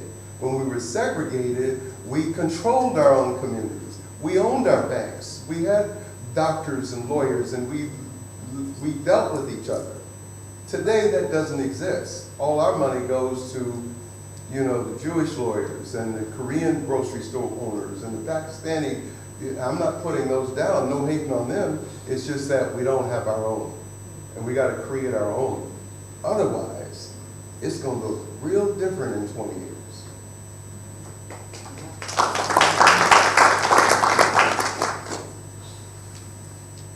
I find myself as a Black Arab, as a Sudanese woman who grew up in the US with family in Canada, right in the middle of of this discussion, like literally in between, because the hope I had for a life with civil liberties and a film career in the Americas, that was dashed right around 9/11 when I was in grad school. And later on, as I had kids and thought, okay, well maybe I need to go westward again, the politics changed. And I thought, there's no way to live as a black Muslim, Arabic-speaking woman in Trump's America, let alone make films. But then the hope and the drive of the film industry's growing in the Arab Gulf, the movement of society, and mostly I would say of women in Saudi Arabia, because the women's movement in Saudi Arabia, it started well before the government was willing to even acknowledge that they had rights. It's almost like the energy is pulling me east. And I think that as the clear signs that the capitalist society is ailing, continue, the signs getting louder, maybe we can build in a different way in the East and learn from each other, from the communities in the Americas, in the rest of the diaspora, who have been fighting the good fight for 400 years plus. We have a lot to learn from each other. And I look forward to building in new ways and new structures, and to use our films to tell the stories of empowerment, of wisdom, of cultural wealth, so that we can learn to get to know each other through our media. Absolutely. Beautiful.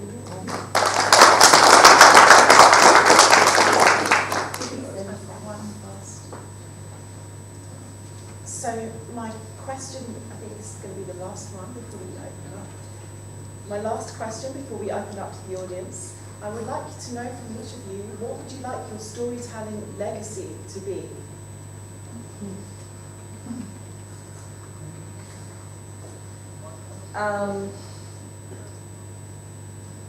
I enjoy creating opportunity for others, and I feel that's what I want to be remembered for, that the space and time that I was on this planet, that I used it as wisely as I could to move people forward. I'm here because others moved me forward, and people moved them forward. So I think that would be the best thing to be remembered for. Wow. For me, it's simple. It's what I live by. Aspire to inspire. Go, learn, then create a story that tells who you are, who is the culture of you are, and then aspire other people and they get inspired. So aspire to inspire.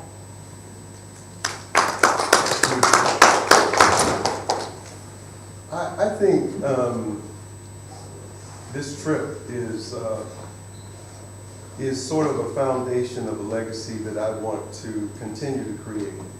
The fact that I have two students who originated their projects in my class and are now screening in Cannes is an incredible. And hopefully along the way I've challenged them to really know themselves and to be able to tell the stories that are true to them without letting people influence that point of view. And then ultimately at the end of the day, inspiration will occur and art will become a form of activism to get people to think. I'll call it artivism, to get people to think, because art can change things when nothing else can.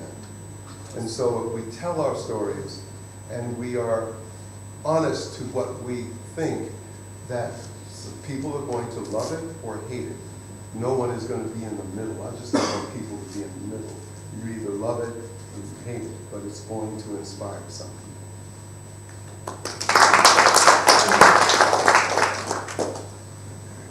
To answer your question, I'm going to use a saying from the Sufi tradition, the mystical Islamic school of thought and way of living. The Sufi tradition tells us that we become that which we most think about. And so I hope that my legacy, the stories that I help bring to life, are the things that I want us to become. Just loving, united, at peace.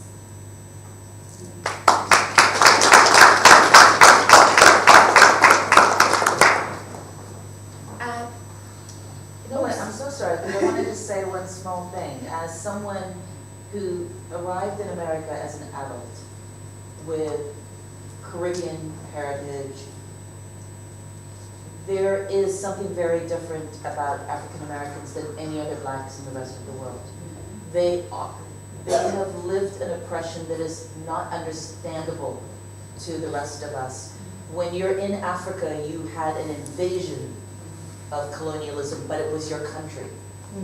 And you stand differently. In the Caribbean, there was an invasion of colonialism, but we stood differently because it was our country, and people, you think differently. They're invaders in our country. In in America, black people were brought, displaced, taken from where they were, and for 400 years, minimal, have been told, you are nothing, you shouldn't be here, we hate you. And that is soaked into the skin and the blood and the soul, and continues into the generations now. So we can talk about hope, but it is challenging when an entire continent is against you. You can't get bank loans in the same way, can't go to the same schools. I mean, it was only in the 1940s, if you were a black person, you couldn't live in certain areas. You couldn't get, you know, when people went off to war, the white people came back and they had loans available to them. It was the beginning of the middle class. Black people got nothing.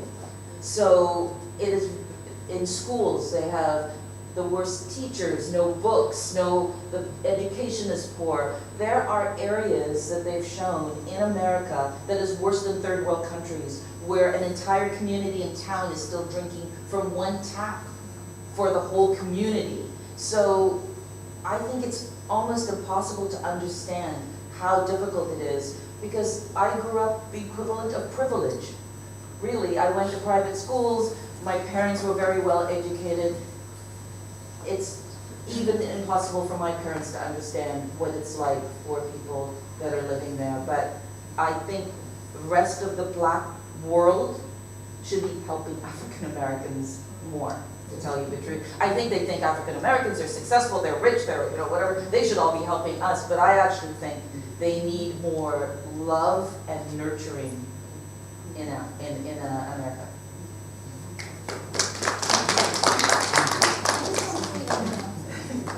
So for African Americans, you had a choice of either stay where you are, or fight, or go somewhere else.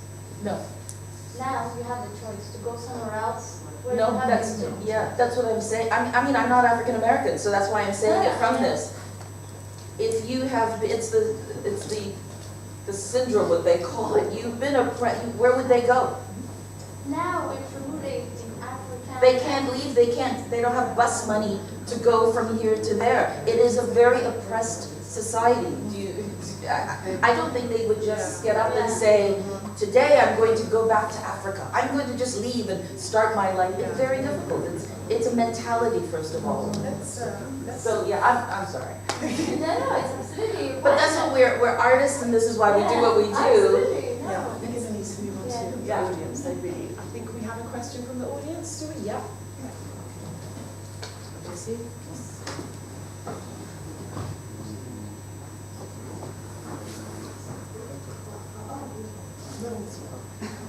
Thank you.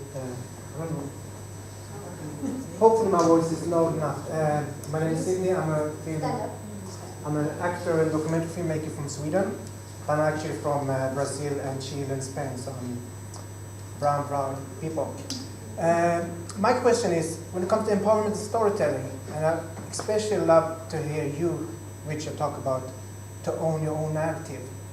But the one question is, I have for you is, and I'm the only one noticed that, especially on certain social medias, that the concept storytelling is kidnapped and become story selling, especially where I live in Sweden. And that story selling narrative is a tool for mostly the white community to keep the power in which story is supposed to be told. For example, when I'm saying I'm a storyteller in Sweden and have come up with ideas for short films, documentaries, people just ask me, so what are you selling? Can I make money out of this? No, I'm a storyteller. I want to tell my story. As you said, Richard, it's very important to be authentic, to be me. But there's no chance for me now in Sweden because storytelling now is a totally different thing. It's story selling. And I wonder if it's something that you are thinking about and notice. Yeah, that's my question. Sorry, my English. Thank you.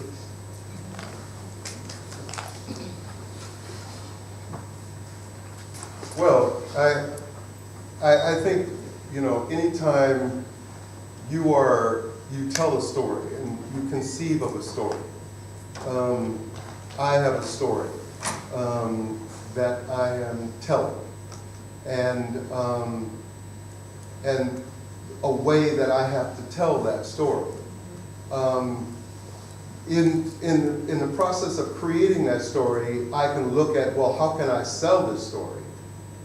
Which means more than likely depends on who's buying the story or who's going to put up the story in terms of what I have to do to change the story to fit that person's truth, or whether I am convicted about the story that I'm telling and I find the way to tell it in the way that it does not lose its authenticity or the truth of it, right? And so therefore, that's a very particular path. And that means that I'm going to have to knock on a lot more doors. That means that I have to really be prepared for a journey that is not necessarily the short way to it. And so in terms of holding on to your story, that you have to consider what it is, and that you avoid trying to take the path the easiest way there. Because when you're looking to find the money to do it, you have to realize what kind of money is it. You know, if you look, the 3 ingredients to success in this order is politics, personality, and craft. Politics is who you know, what rooms can you get into. And I think in terms of creating your stories, you have to understand what potentially those rooms are. So there's a particular path that you have to take to sell your story without compromising, without giving it up, without diluting it, without homogenizing it. You understand? And so it's more challenging, but you have to be committed to it. That's my answer.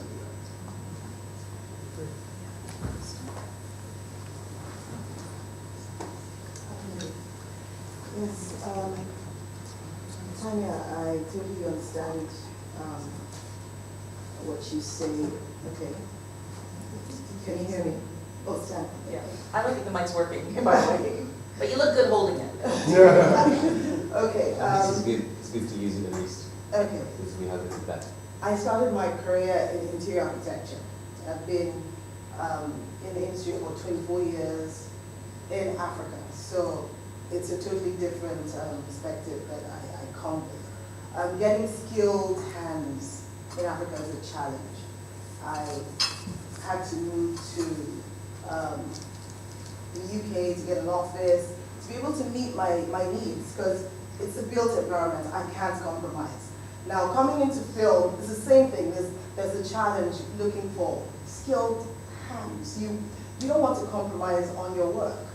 You know, just hearing you talk, I was just saying, okay, could there be some sort of a synergy? Because I want to support my people everywhere, because we're everywhere, but I don't know where they are. But I just need skilled hands. I can't compromise with my work. Could you point me to the right direction? And I mean from getting directors to just getting like a good team. I brought my team from South Africa, from different parts of the world. Every time I had to do something. And mainly documentaries. So we're telling stories on African architects, interior designers, product designers, artists doing amazing work. I have a documentary coming out on Mama Nike. I don't know if you know her, Nike Art Gallery. She has an amazing story on Adire. No one knows around the world, and feel like, you know what, we need to just blow this out. We have a documentary on Netflix called The Made by Design on interior architects. Same thing, just sticking to what I know and the people I know, because I have access to them. And there's so many stories to be told, but I need a good team. I mean, this is my own challenge, and that's one of the reasons I came. Yeah. Someone will to answer.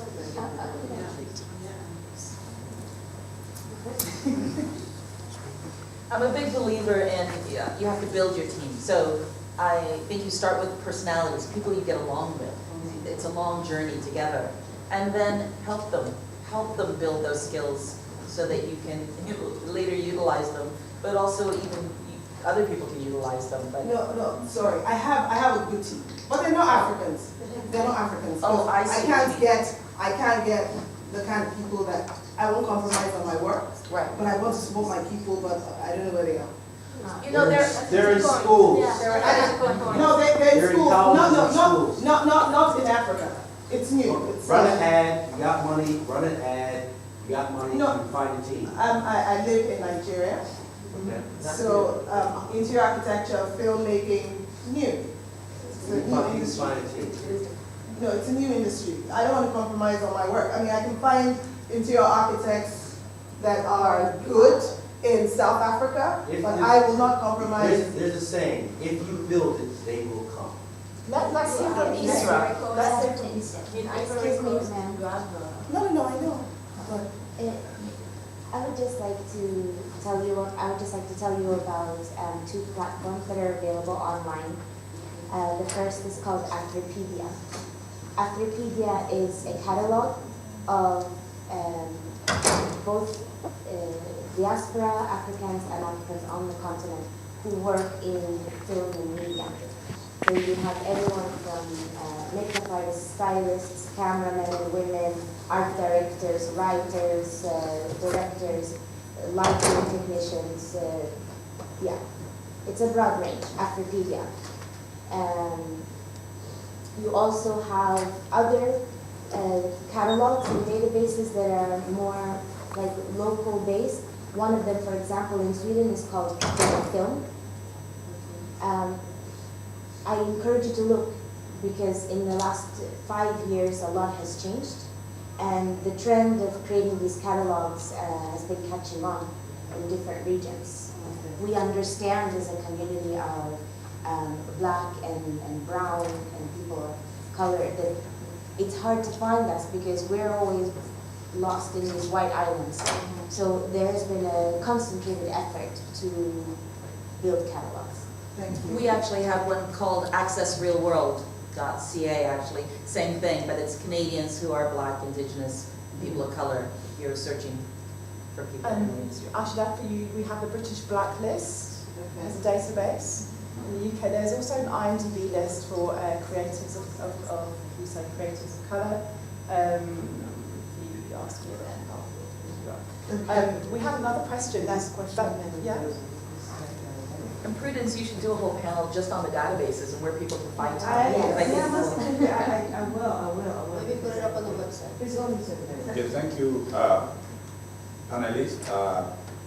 In the first place, let me correct. Well, I might be right. I think I'm right, but if she's right too, we all are entitled to our opinion.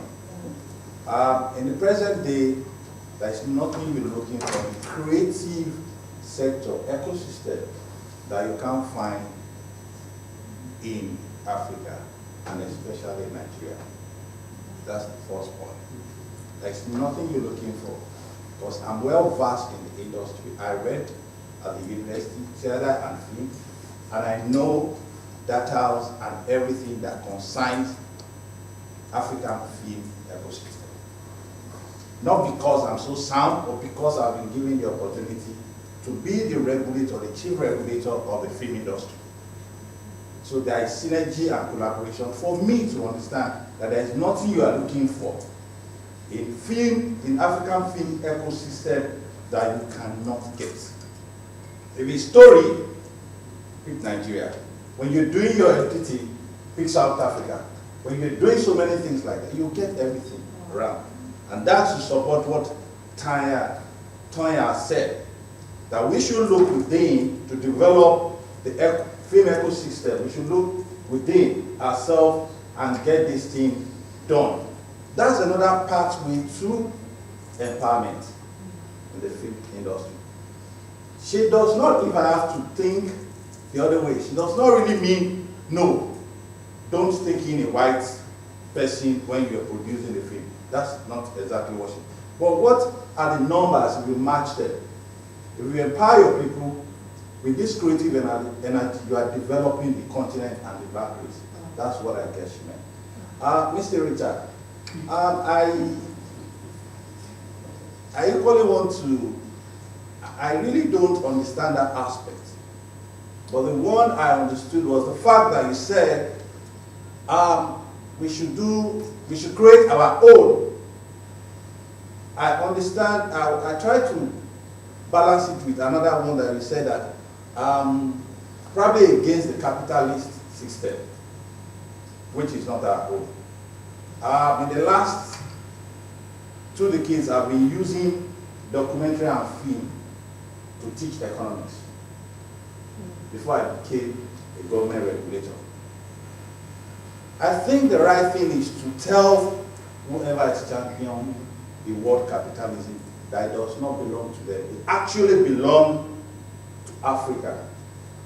What is the meaning between, or what is the difference between entrepreneurship and capitalism? Capitalism was given a bad name because it was being looked as colonialism. What we do in Africa, pre-colonial era, is using our energy to work, give others who don't have, not by force.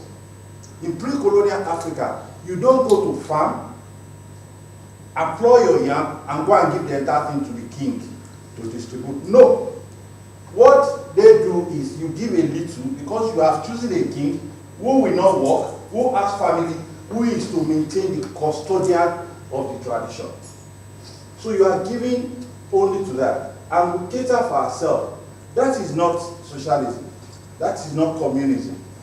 You have your farm, nobody can go into your farm, pre-colonial Africa. You do whatever you want to do, you help your neighbors and things like that. That is exactly capitalism, because capitalism is making money. I will just have to Thank you. I'm for capitalism. You said? I'm for it. I'm for it. Anybody want to answer? What's the question?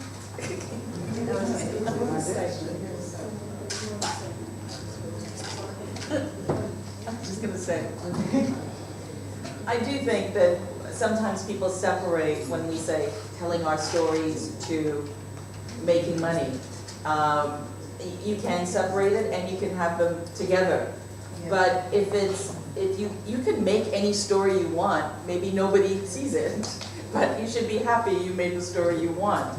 But I think the minute you're asking people for their financial aid, they get to say something about your story. It's their money that they're investing. And you better have a good answer as to who's going to watch this film and how are they going to make their money back. They're not donating it, it's not a charity, they're making an investment. So, you know, I think there's a place for everybody. You could make your film and not make any money and feel totally true to everything you want. But the industry, and what I know is only because I live in Los Angeles, I only know that part of the industry, it's a collaborative. No one person gets to say whatever. The studio, the broadcaster, the lead actor, everybody, and it becomes, you all have to agree. You don't all get what you want, but you get something. Thank you very much. So, we are going to have to end our very interesting and lively discussion. But really quickly, in 30 seconds, are you both able to tell us where we can watch your films? Because you're both screening. I'm going to have to tell you to check the program. Oh. I'm so sorry. What's the name of the film? Goodbye, Julia. Okay. It's sold out very quickly, and they added new screenings. So please check, because there are at least 5 screenings now. Wow! Oh, Congratulations. Yes. My film is called Black Terror. It is screening on the 23rd at the Pavilion, African Pavilion, at 4 o'clock on the 23rd. I don't have a film screening. Thank you all for joining us today. Thank you very much.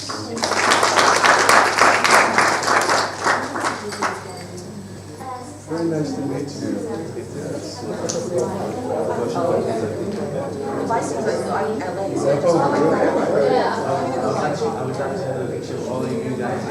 Sitting or standing? But standing perhaps here. Can you? Oh, really? Yeah. Yeah, because I can see that. I'm taking you stairs. I'm the sweat.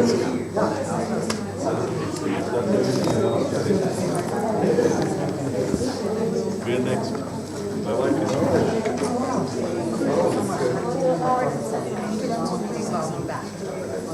Let me know if you need anything, okay? To the left, yeah, the only light that's on it. Let's get in touch. You're Over there. So my number is there. You can always get me. In Kenya, we are the top film company. I'm next on the sixth. So what do you guys do? I'm here ready. Can you ask if you can make sure that we have light on us? Because Brownstone needs light. Thank you. You look like one. Look like a Swedish actor. It's dark. I'm going to be in Sweden in Could you be more this way? July. Because we're twisted. We're not.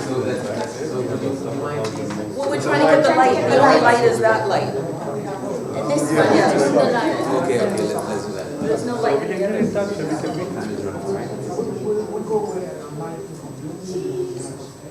Okay, guys. So 1, 2, 3. Look at the camera. And sweet. 1, 2, 3. And fantastic. Awesome.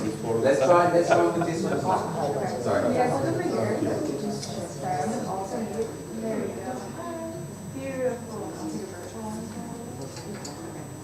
Thank you.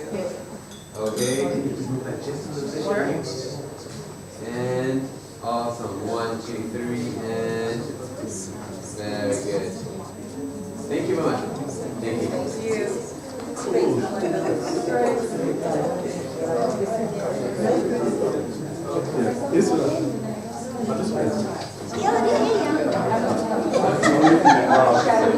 It's very convincing. You know, they're very good at importing spouses in Sweden. Hopefully I will be able to come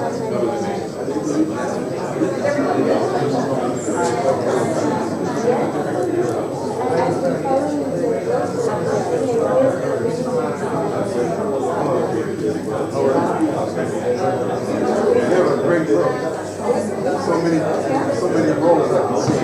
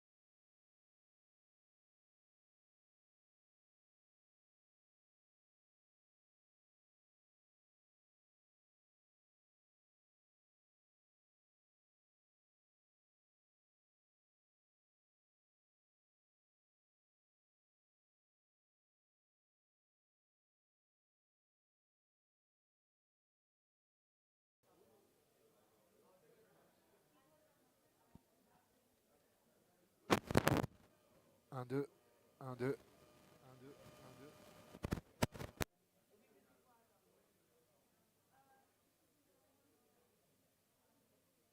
1, 2, 1, 2. Test, test, test.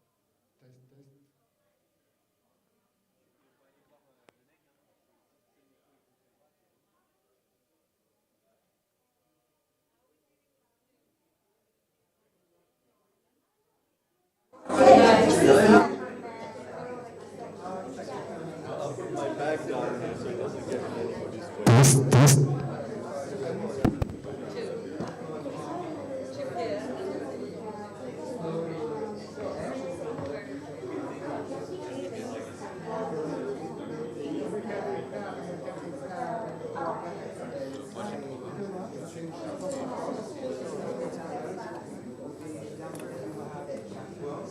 Il y a un zoom après, tu sais. Ah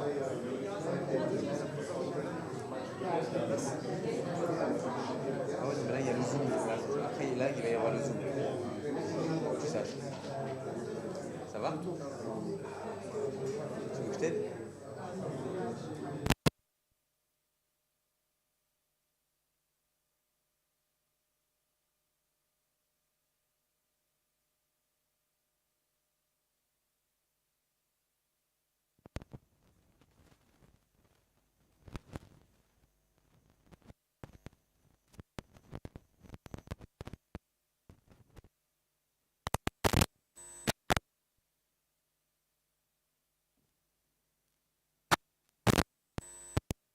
Talent qui tire sur la tablette. Ah, c'est ça? Ok, vas-y.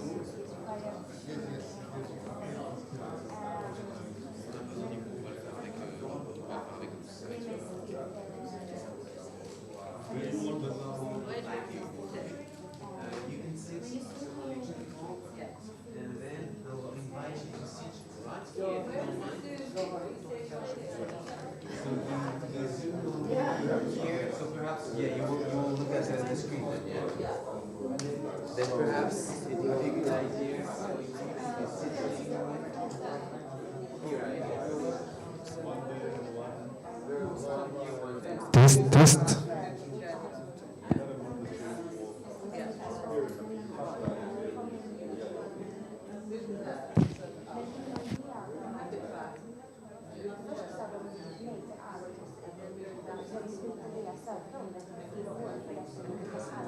Glasses, and we'll bring some new glasses for you. We'll have a good time.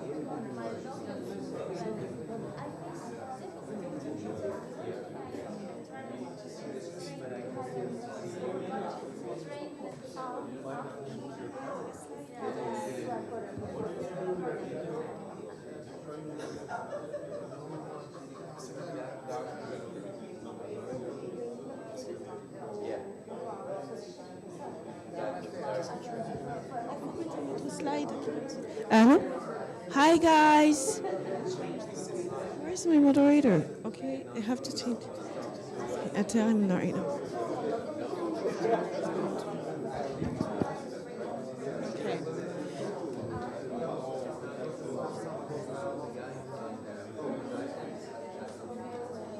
Are you changing over the screen? Oh, thank you.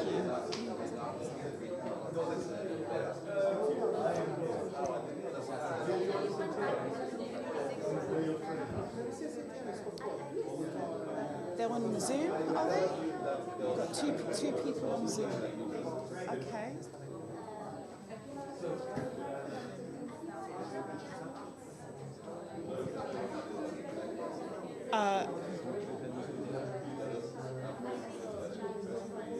This one?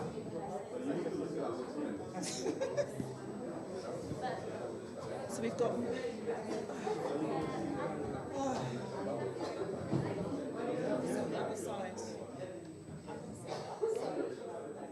No, but we only have one microphone, right?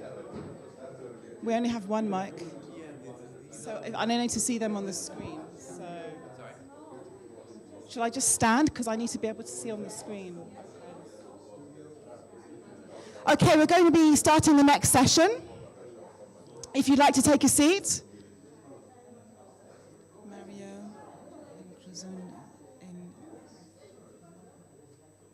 If you'd all like to take a seat and we can start the next session. Thank you. Oh my gosh. Everybody, can we sit down?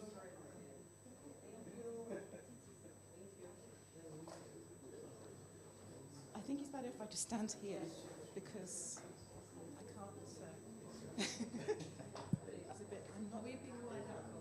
No. They started in the morning. I had one and disappeared.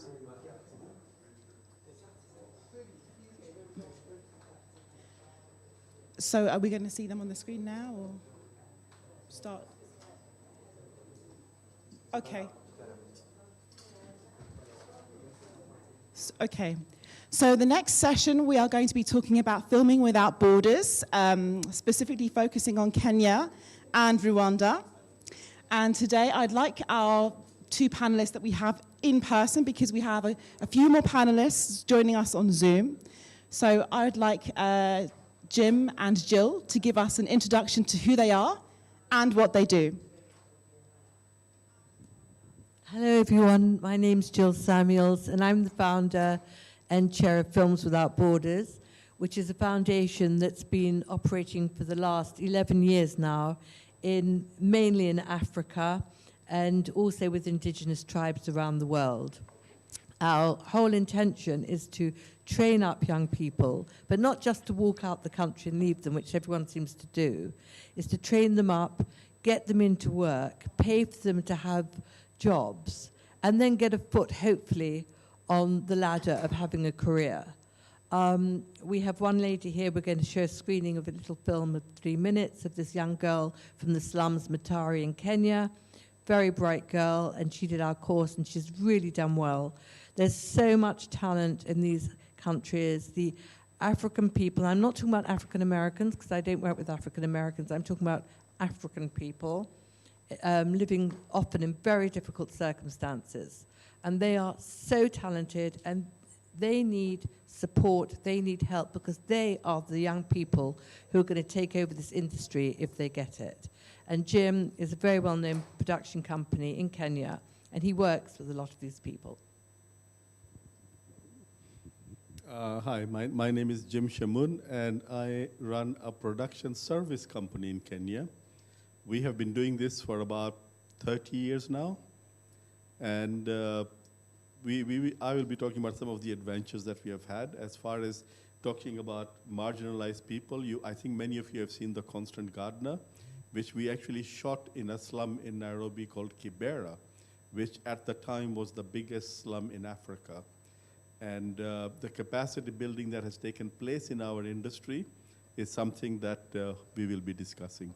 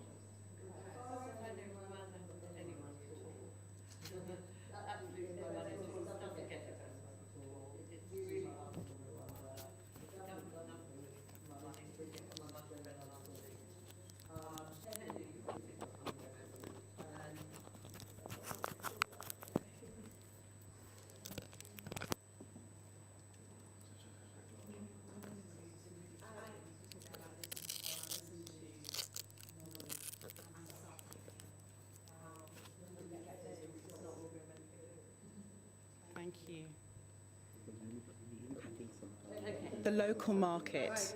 There must be there is something there. Yeah. So basically what happened in Kenya in the late 50s and 60s and 70s was that we had a lot of very large Hollywood films shooting there. And then the whole industry just died until our company came into being, and we started doing some commercials, and people started coming back to Kenya. A good example of capacity building, people say talent is lacking in Kenya. In 2002, we did a huge film for an American studio. They brought a jumbo jet to Kenya with 250 people on it and equipment that it took 18 10-ton trucks to move away from the airport, because there was nothing in the country at the time that could deal with large films. 2 years later, we did another film. This was The Constant Gardener. And they brought 33 people, 3 of whom were producers, 4 of whom were actors. And we had a total crew at some places of almost 400 people. Every other single person was a Kenyan. This was the capacity building that had taken place in only 2 years between 2002 and 2004. What happens today in Kenya is that when they come, they only bring heads of departments. They only bring the director's department. They'll bring the director, DOP, focus puller, maybe DIT. They might bring the production designer. But everybody else, we will supply in Kenya because we have them now. And we are actually one of the only 3 centers where you have professionally trained people who have worked on international films in Africa. There is only Cape Town, Cairo, and Nairobi. Nigeria is struggling very hard to catch up with us. People who have got international experience, grip equipment, silent generators, lighting equipment that you need for a major studio production. We get called to Nigeria all the time. We get called to Ghana all the time to bring our company and our manpower there. Less and less these days. Nigeria is finally becoming into a better monetary place. But again, with Kenya, with the fact that we have the large diversity of people, landscapes, and whatever, makes Kenya a natural go-to place, because we can shoot all of Africa there, and you can't really do that anywhere else. If you want to talk about the South African film industry, people do not go to South Africa to shoot Africa. They go to South Africa to shoot Europe, because in winter they need a place where the sun is shining, where they can get as many white actors and extras as they want, where the equipment exists there. They're on the same time zone. They speak English, sort of, and that is Cape Town. And that is their industry. Their industry is not about shooting African content or African productions. Thank you. I had a question for Jill. Oh, sorry. What's the question? Sorry. No. Okay. My specific question for Jill, because I know that you work in emerging markets. What would you say would be that you'd like to see to encourage and support creatives from the places where you've been working? Working in Rwanda, Kenya, Lebanon,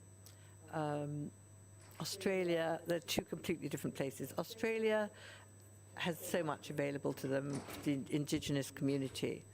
Working in Kenya and Rwanda and any country where there's immense poverty, there should be, these people are, when there's pain, there's creativity. And there is so much creativity I see in Kibera, which you said, because we worked in Kibera and Matari, which we do. I don't think we've got the Zoom, unfortunately, but we had someone from Matari there. And when you have this pain, you can create. And they don't have to be encouraged to create. They are creating everywhere. but it's having a restaurant without the chef. There's no one there to educate. America's very big in saying people of color must have this, that, and the other, which is wonderful, but I don't see any of the heads of studios walking around Malawi.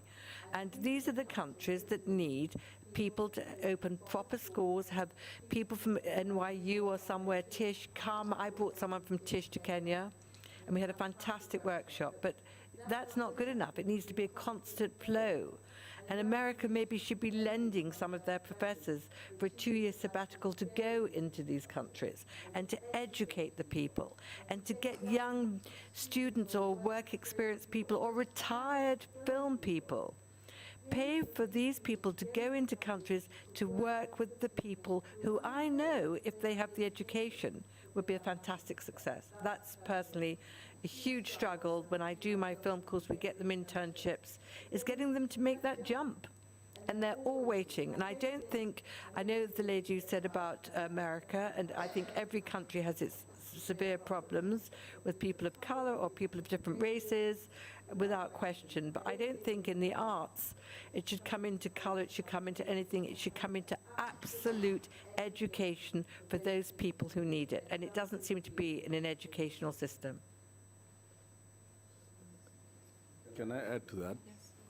You see, to add to what Jill has just said, there is a ridiculous outpouring in all of Africa. There are small video colleges, small, some universities have started doing education and doctors and doctorate, even offering doctorates in film. But the film industry will tell you that some of the best people never went to school. And what we have, by the way, I never went to school. Yeah, I've studied. I was in school until I was 16. Yeah, I run the biggest film company in Kenya. But what we have got today, if we have got two complete stupidities happening. One is that nearly every college, university student, and American, Canadian, European aid to Africa to do with creativity will develop what we call the director's department. Everybody who goes there wants to be a director or a DOP or a writer or something like that. There's like in the whole movie, in any big movie, there's like 10 people in that department. Where we have a struggle, where there is no skill transfer at the moment for us, is hair, makeup, stunts, special effects, drivers, caterers, everybody in the film, that all those minutes and minutes and minutes of credits that come down after the end of the movie, all those jobs also require training. If the West is very serious about helping Africa, the thing to do is to set up hubs where people can go and hire cheap or free studios, get cheap or free equipment, have a large catering social area where people like us can go and sit when we have time, where they can meet us, where they can meet each other and collaborate, where they can create small pilots and small films that they can then use as selling points, and then they can develop. Where we are right now is, somebody finds $2 million and he says, fine, I'll pick up, 5 big guys and take them to Kenya and they can talk for half an hour about film, and then they're going to go back. Exactly what Jill is saying. This is not how we're going to develop an industry. This is only how, people can come and say, yes, I was in Africa, I was giving a workshop for 2 days at this nice hotel, and that really is where the training is set to be these days, and that is not what's going to make us. Thank you, Jim. So, Jill, can you tell us what you've most recently been working on and what's current for you in terms of your projects? My personal projects or the Films Without Borders? Films Without Borders, well, we stopped because of COVID, so Films Without Borders went and volunteered in Ukraine. And we went over there and we didn't do film work. We did work for these terrible people who are really suffering. And that was very important. All the film industries gave us thousands of T-shirts in England to donate to people for clothes. And when they went to other countries, we got to the other countries and donated all these T-shirts as much as we could in a very minimal way. Films Without Borders was very active there. We've been very active in our mentorship. We have someone in America, one of our participants we've been mentoring for years. The girl who is meant to be on today on slums. We have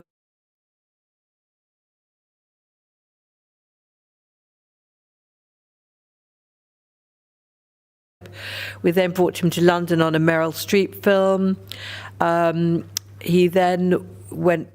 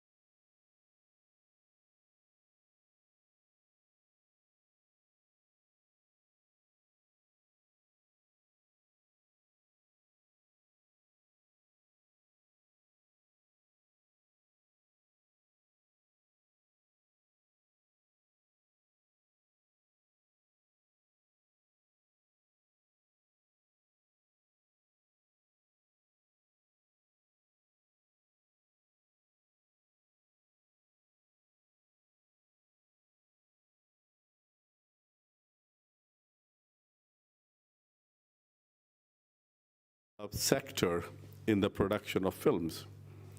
We have to look at, right now what we have got is the whole world is working on the streaming platforms. Every studio in the world is booked up for another 2 years, every studio. Right now, if you want to hire a studio, good luck. You're probably not going to find it. To build us, like I said, when in 2 years' time, we had built up several hundred people who could crew films properly. What is really required in a country like Kenya, where we have such professional crew right now, is the sort of mentorship that Jill is talking about. We have directors, but they're not that cut of directors. Even in Hollywood, 90% of their films show a loss. Yeah. It's not like everything made in Hollywood makes money. They don't. So you cannot expect, like Africans who are coming up to a certain level to make a movie and then it becomes, a huge success and makes them millions of dollars. It's not going to happen.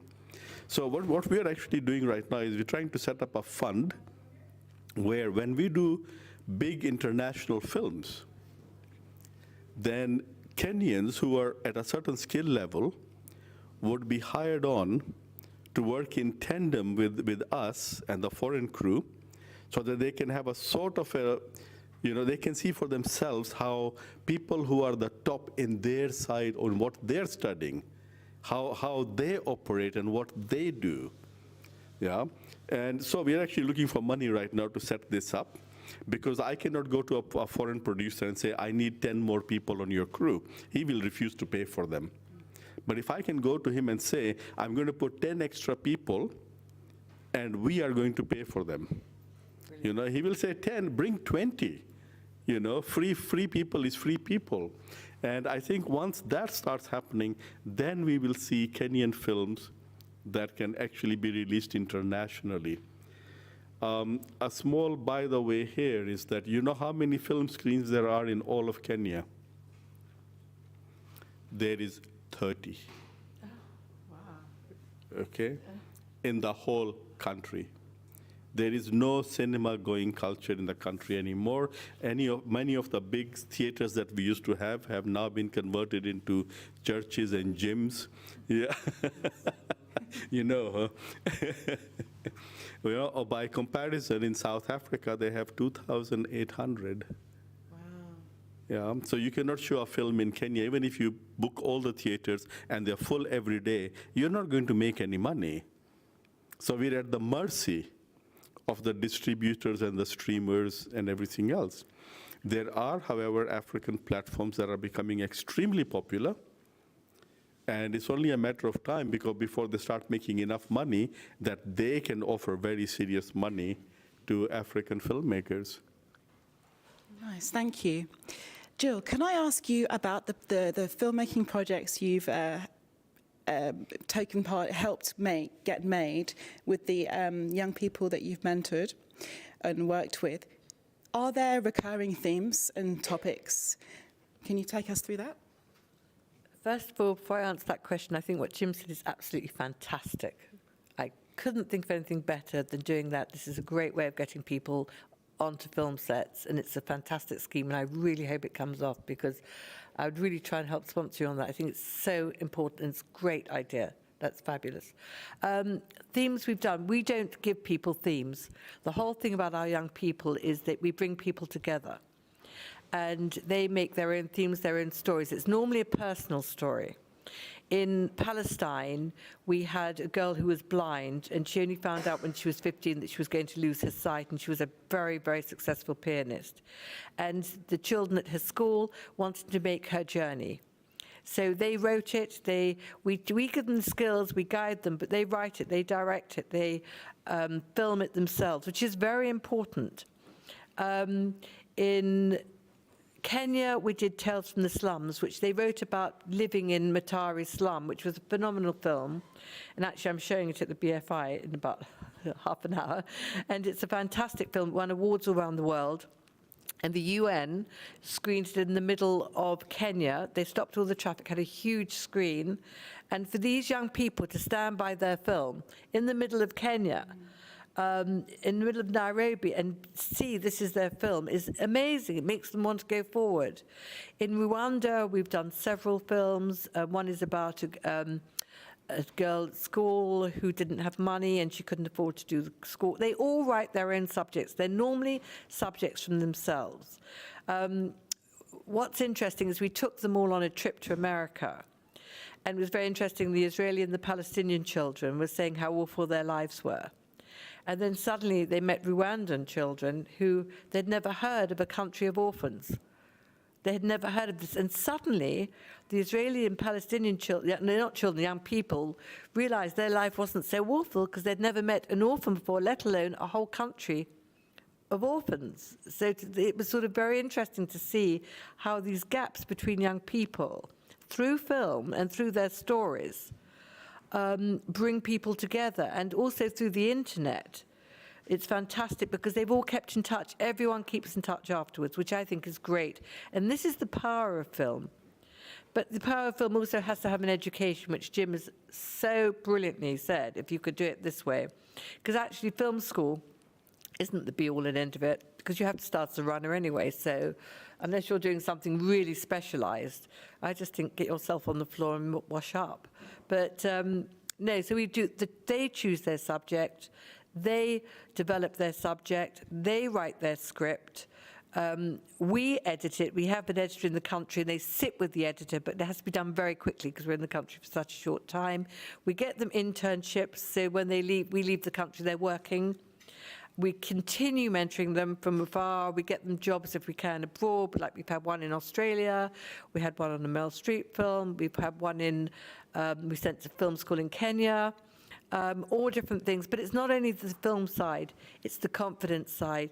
The most important thing is people to know you can talk to other people. You can walk in a room, look them in the face, shake their hands, and say, I'm worth it. And once people know that, I brought someone from Rwanda here last year to Cannes, and that changed his life, because at first he didn't know how to talk to people. A very, very intelligent young man. By the end of it, he was giving his number, shaking hands with people, talking to people, and he said to me that was life-changing for him, which is fabulous. Thank you. So I think it's really interesting what you said about needing the mentorship to grow the industry, to grow the creatives locally. How else would you like to see the envelope pushed? Really, you know, what is the utopia situation? Everyone to have an education, but not necessarily a hands-on like this. Do you know how hard it is for 10 people to get a job on a film set in Kenya or in England or anywhere? Such a clever idea. Yeah. Say we've got 10 people and they're free. People say, okay, well, as long as they're not too much trouble, we'll have them. Say we want you to employ 10 people. If even getting internships in Kenya, we pay for them because people wouldn't pay for them. And so I think this is such a perfect way of doing it that it should become a national way of doing it. It's brilliant. Thank you for that. Yeah. Yeah.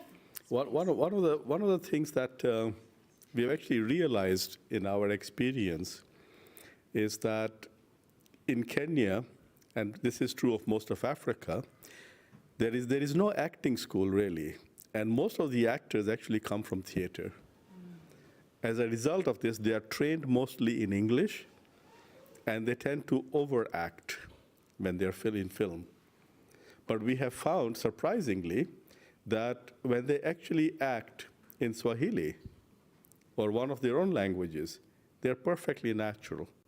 And they actually put forward really good performances. And the natural talent that is in Africa is very, very obvious in a film that we did a couple of years ago called The Boy Who Harnessed the Wind. Okay? This boy is, the film is in Malawi. We shot it in Malawi, but it's our company, the Kenyan crew, actually went to Malawi because Malawi has zero film infrastructure. And the boy who acted is actually Kenyan. And he actually learned how to speak Malawi to do the movie, as did Chiwetel Ejiofor, who directed it and played his father.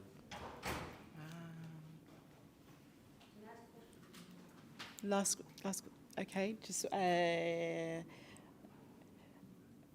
for you both, what have been the game-changing moments in your work? We've been talking about storytelling a lot. There must have been some key moments.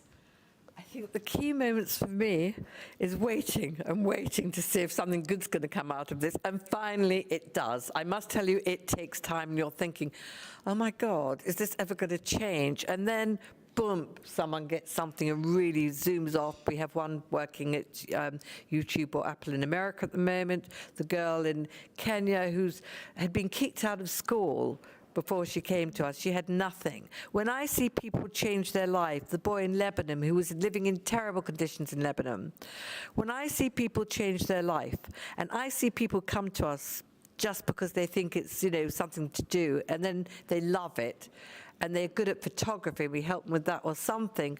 That is so joyful. And what is extremely joyful is all these years later, because you think, is that happening? Suddenly, they're out there doing it, getting paid, being employed. That to me is fab. So at least there's a beginning, middle, and end, because I was wondering if there's ever going to be an end. And I'm really happy about that. Do you mean for me personally, or do you mean for our company?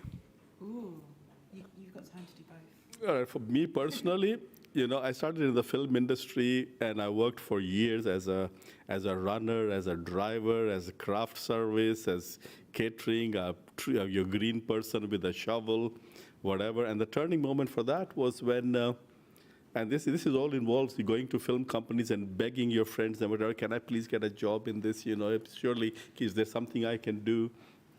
Until the point came, suddenly one day I realized that I was not going to them. They were actually calling me and saying, are you available? Yeah, that was when my life changed, okay? That's when I was now, every time there was a good production in the country, I was called. For our company, we used to do mostly just commercials. And then one day my phone rang and somebody said, I'm calling from Pinewood Studios in England and we have got a major film to shoot. Are you guys interested? Yeah. What film was it? And that was Tomb Raider 2, Lara Croft from the Cradle of Mankind. We have a question from the audience, I think. Did we? Somebody had their hand up just now. No?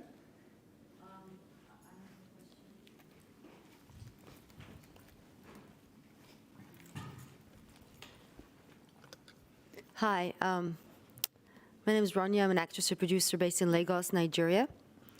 And my question is, how did that Kenyan actor happen to be on a production in Mali, you said?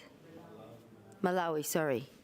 Yeah, because that's interesting how he came to that production. Why did they choose him and not somebody from Malawi, for example?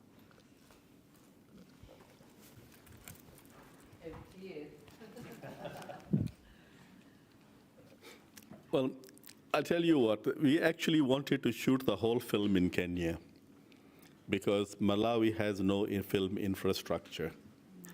And we tried very hard to tell them, look, you know, we have got the locations, we can do the production design and the art department work that is required to do this. We can shoot this in Kenya. But Chiwetel was insistent that he wanted to shoot it where the story happened. So we actually sent a team down there to look at the location, the logistics, accommodation, catering facilities, the communications, all that, the usual advanced team that goes and looks to see if a movie can be done. And they came back and they said, look, it can be done. It's going to be very, very difficult. But one thing for sure, the key cast is not going to come from there. Yeah. So he started casting in Kenya for the boy. And, you know, in fact, his name's Maxwell as well. And he came in and they talked and they spent some time together. And Chiwetel said, this boy can do it.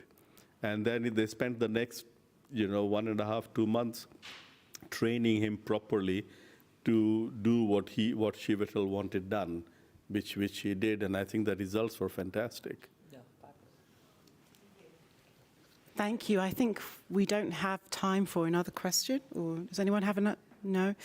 Do you want to quickly say the name of your film?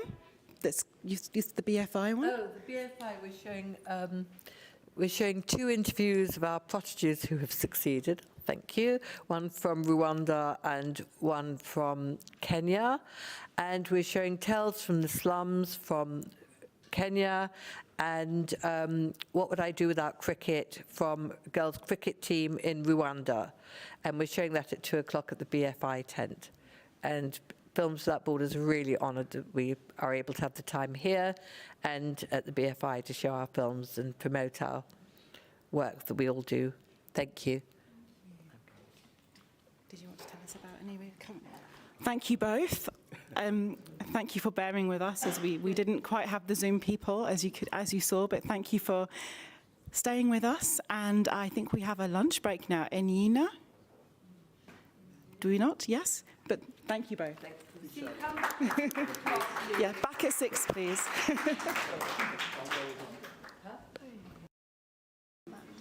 Great. Yeah, thank you.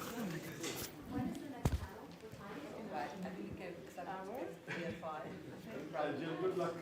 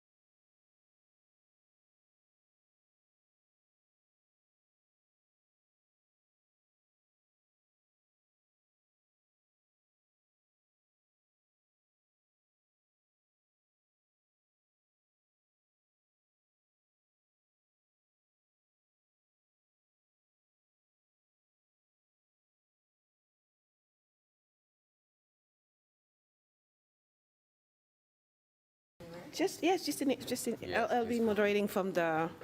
Great, so you have that, Yeah. you have one, and the other one? Sorry, Shoma is, sorry? L'autre micro, il est où? Yeah, I'm moderating that. Yes. Shoma is coming. Shoma, est-ce que tu peux lui dire de venir? Shoma, s'il te plaît. People who know me knows that I hate videos and all of that. Je suis pas en live là, non? Si? Je suis pas live. Okay. So. T'as le son? Good. First of all, let me ask the people in the room if you are enjoying your time here at AfroCannes. Yes. So can we hear that more? Yes. Okay, louder? Yes. Yeah, yay. So first of all, there you go. This is the lady of the house. Yay.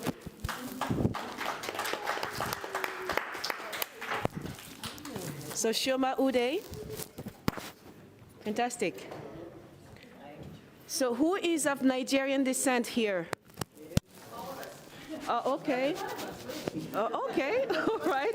Okay, someone here, we have an Angolan here who may beg to differ, right? You're not Nigerian. Oh, you could be. Okay, that's good. Fantastic. So, are we ready? Are we ready to go live or not? Yes. Okay, that's good. So, pas encore, hein? Jusque quelques minutes, pas encore. Donc, as you know, I usually don't like to be in front, so I'll be moderating from here. I hope that it's not an issue for you. At the end of the day, here it's for you to shine and to tell us your story. Is that okay? Alrighty? Okay, so let's go. Fantastic. So, my name is Prudence Kolong. I'm a producer and also organizer of this event, and I'm very thankful for you to be here today. So the objective of this panel discussion is to discuss Nigeria as a film industry, as a film market, and also the future of Nigeria and Nollywood film. Is that okay for you?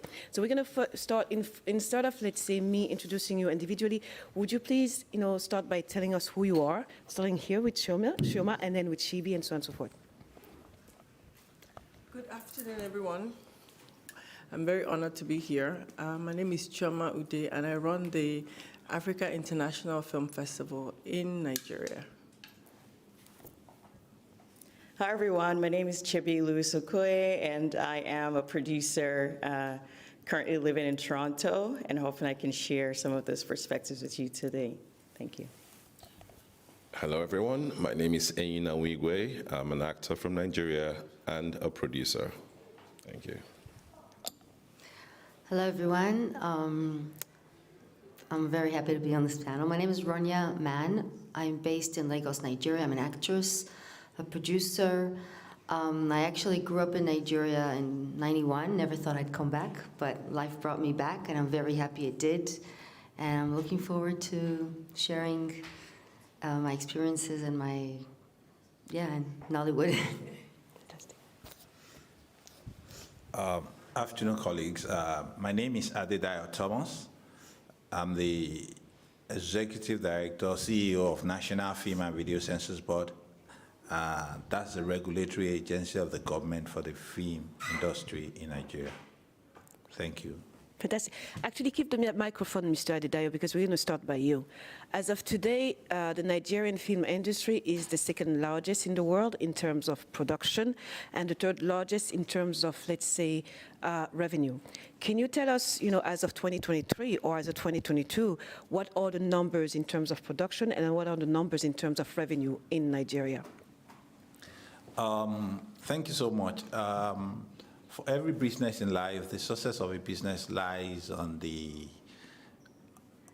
one thing, which is the foundation, on its policy. The policy governing that establishment. Pre my coming into the position, it's not been like cinema culture is almost like that of what Jim said, that is almost dead. But from 18, it's been the cinema in Nigeria now is about 65, which is a great improvement. The ease of doing business for people to make money has been entrenched into the Constitution generally. And so far, so good. I think with the position you said, we still maintain that, except this year, there wasn't any award. With the last recipient of an award at CinemaCom. CinemaCom is the largest cinema owners conference in Las Vegas. This year, there wasn't any award for emerging film market. So we're still handing the award as the largest emerging film market. In terms of the economy, it's fast growing, and I must confess to you that an apology to my other colleagues and friends and brothers from other African countries. Nigeria still remains the best in terms of economy. Ideally, I will not be able to give you the total figure, but let me give you two films. I think for the first time in Africa, I'll say a local film by Funke Akindele made over 600 million. That's about $1 million only on what is it called, on the cinema. We've not talked about when it goes into the streaming. And of course, Nigeria has percentage for foreign films and local films that must come in, which we govern. But because of the belief of leadership in liberal policies, it cannot totally be enforced. So the best foreign film so far in the history of Nigeria film in terms of the economy is the Wakanda film that made over 1.something billion. So if you convert that, divide by about 450 or 500, this is a huge thing. And of course, the interest in Nigeria, when it comes to production, a state in Nigeria can produce 1,000 films in a month, and that's exactly what they are doing.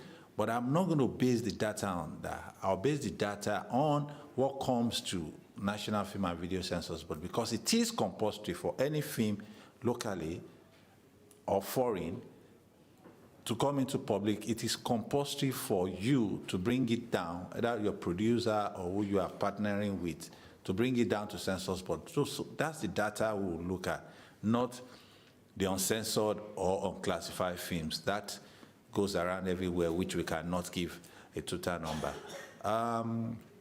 Again, if you look at collaborations between Nigerian filmmakers and that of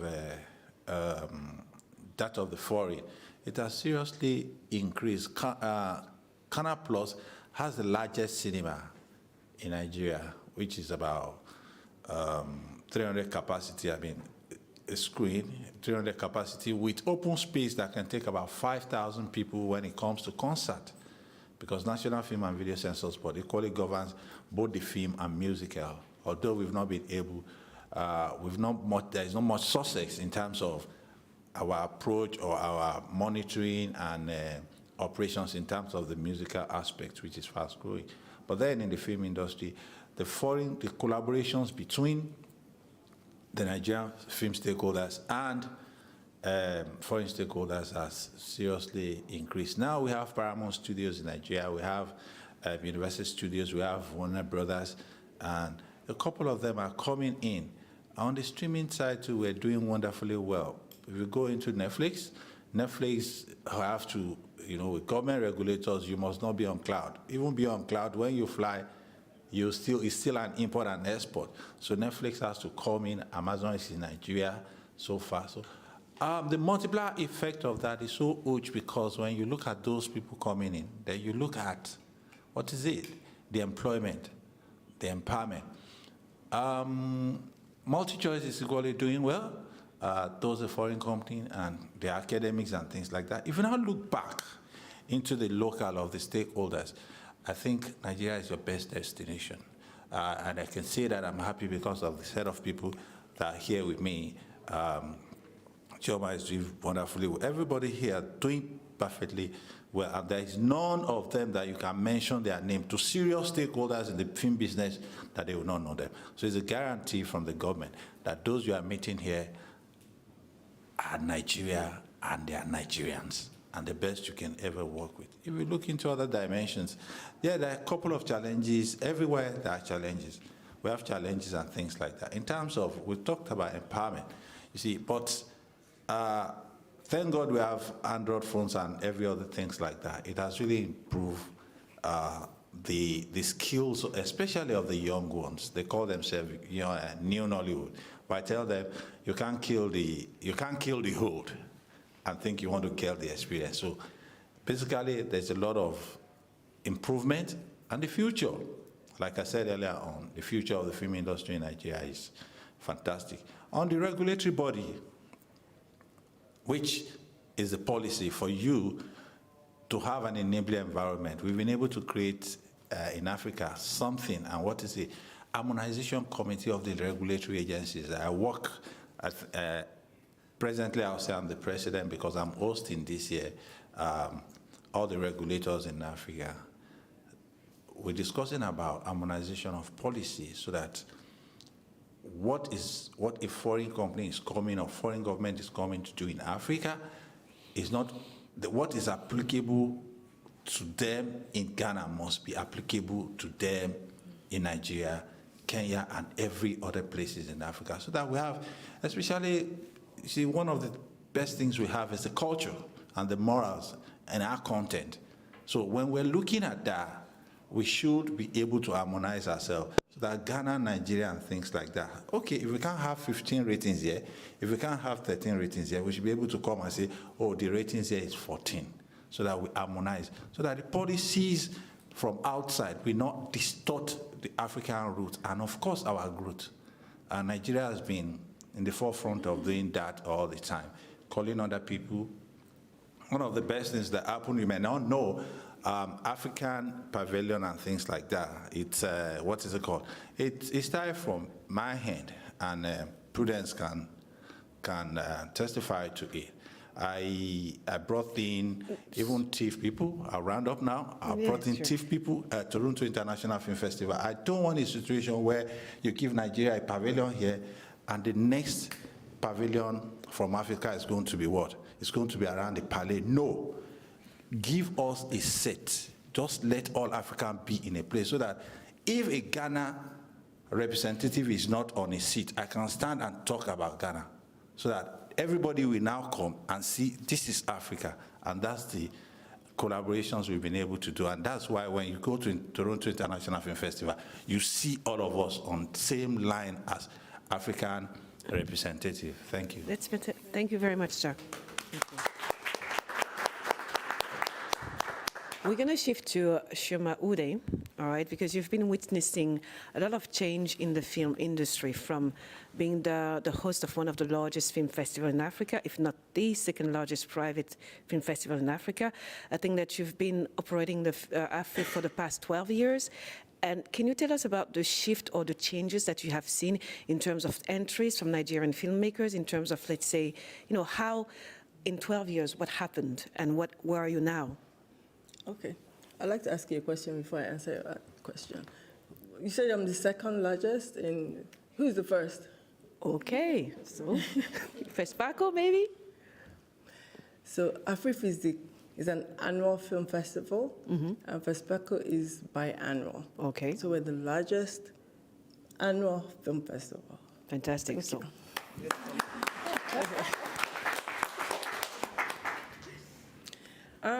In terms of, so I'll give you a little journey. When the festival started, we hardly had Nigerian submissions. Oh. Most of the submissions came from Francophone-speaking countries and the rest of the world. So I quickly realized we didn't quite understand what film festivals, what benefits it brought to Nigerian films and stuff like that. We're a very aggressive industry. We have tenacity. We have that grit. So for us, we don't understand film festivals. We know how to make our films and try and sell it. So I realized we had to put in effort and a lot of money and patience in order to increase that awareness. So in having a competition, in having the awards night, Nigerians don't like for other countries to win. So the first 3 years, you would see there were hardly any Nigerian films that won anything. So it started this question, why not us? What are we doing wrong? What do we need to do? So that sparked that interest, especially for Nigerians. Now, when the Nigerians started winning, the other African countries were like, listen, we have more funding, we can do this, and I saw all that happening. So inevitably, the quality of films made, the quest to go to festivals increased. And this is without having a market. Now, the market is really a driving force of every festival because everybody wants to make a film and sell it. We didn't have that, but we were growing, even more than Durban that had such a good film festival. So the Durban Film Festival organizers actually called on to us and said, why is it that during AFRIF, attendance goes like this, but for Durban, it goes like this and drops after the third day?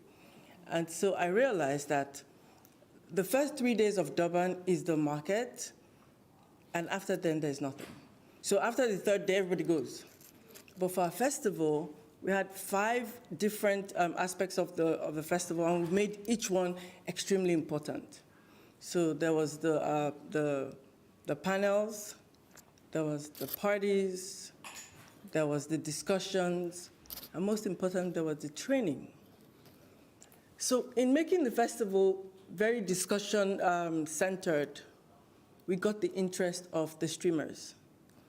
So when Amazon wanted to launch in Africa, they chose the festival. And in choosing the festival, invariably they made it a market. So it became that festival we go to, and if your films are in there, we have the first right to look at it and buy your films. Now, competing in the real sales market of film is hard because we're not making films with $100 million. So to imagine that you're going to be selling films and have a real proper market is a bit of, it's phony because you can hardly sell those films for the cinema. Now that doesn't mean that they were not trying, but they were really not achieving it. With the streamers, it became totally different. So in having the streamers on board, be it Netflix, be it Amazon, now Paramount, and then studios. We have 2, say it again? Densu, you have Densu? Yeah, so I'm coming to the studios.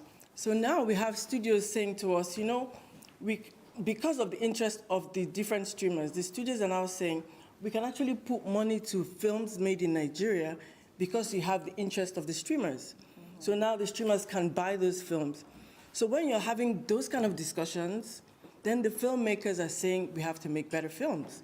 So even if I'm not chosen by a studio, I can make my film and actually sell it. So the interest has really grown, the film quality has grown, and we're here today. Fantastic. Yeah. Thank you very much for that. We're going to shift now to Enyinna Nwigwe, all right? I think that you are in the second edition of Living in Bondage, the movie. The movie. What is it? Yes. Okay. Living in Bondage. And if I'm not mistaken, that movie, the first edition, kind of shifted the Nigerian film industry from. Yes. So can you just tell us, your journey as an actor and now producer within, the Nigerian film industry from, let's say, the first edition of Living in Bondage to nowadays, and what it is to be an actor in Nollywood, and why, let's say, from an international point of view, let's say it's at the same time attractive, but at the same time challenging in terms of, let's say, transitioning internationally, or if it's of interest for you to be more than a Nollywood actor. If it's of interest to do what? More than a Nollywood actor. Oh yes, definitely. Everyone looks to grow and tap into bigger markets. You grow just like a baby grows, and outgrows their clothes. You need bigger clothes to fill. That's human nature. So as an actor, my journey has been quite a peculiar one. I've never really followed any path set ahead of me. So I've taken my time, I've followed my heart on decisions I've made and choices I've made with regards to the projects I've done. And I've been quite fortunate and blessed that working from Nollywood, I've been able to travel the world and work across the globe without having to be outside Nollywood. You know, having worked on about 3 films in Hollywood, I'm currently on a Netflix original in South Africa as the only Nigerian. I've done a project in the Caribbean, and there's another one in the works as well. So it's been a great journey, and I don't want to speak about myself, but I use myself to set an example for other actors to see the possibilities that there are. Because from when I started... In Nollywood, okay, yes. Fantastic. From when I started, you know, till now, any actor, no matter how established in Nollywood, you ask what their 5-year projection goal is, they'll tell you, I want to be in Hollywood, right? And I always tell them, Hollywood is actually not just a location, it's a level of execution in terms of production. So Hollywood can be anywhere. It's the level of execution. So that's what you need to focus on. And as an actor, you also need to focus on your execution before you can fit into what you understand Hollywood to be. So there's a style of performance that is peculiar to us. And we are a reflection of who we are as a people, as a society. There's the energy, there's the ebullience, there's that whole thing that we project. We are a loud people, we are an energetic people, and you see that in our films. But will the rest of the world understand that mode of communication? Perhaps not. So you have to understand the natural style of acting versus the niche style of acting that is Nollywood, and which is what makes us who we are. That's why you say, oh, that's a Nollywood film, because you can see the energy. You go around the continent. It's Ekué, people are saying things they hear from Nollywood films. So Nigeria literally influences the rest of the continent. A short story, the drug law enforcement boss told us we made a film with the drug law enforcement. You know, Buba Marwa, when we went to screen it in his office, he said when he was made ambassador to South Africa from Nigeria, he had no interest in Nollywood. He didn't care. He thought they were jokers. But the first meeting he had, which is usually the first diplomatic meeting he has with the president, the night that he's introduced, usually starts with diplomatic talks. But he was surprised that the president said to him, the first thing he said to him, oh, hello, my friend. Aki and Popo just left South Africa 2 days ago. And that led them to a whole conversation, a whole hour conversation about Nollywood before talking these diplomatic issues. That's when he earned, he found respect for Nollywood, and that's why we were able to partner with his agency to tell a story, you know, about drug trafficking in Nigeria. And so that's how for me, I walk my path, and I hope it inspires other people. And from the inception, which is commercial viability for Nollywood, started from Living in Bondage. Nollywood has been making films before, but it wasn't called Nollywood then. But Nigerian films on celluloid, you know, so we have many greats before the time, but Living in Bondage brought about the commercial viability.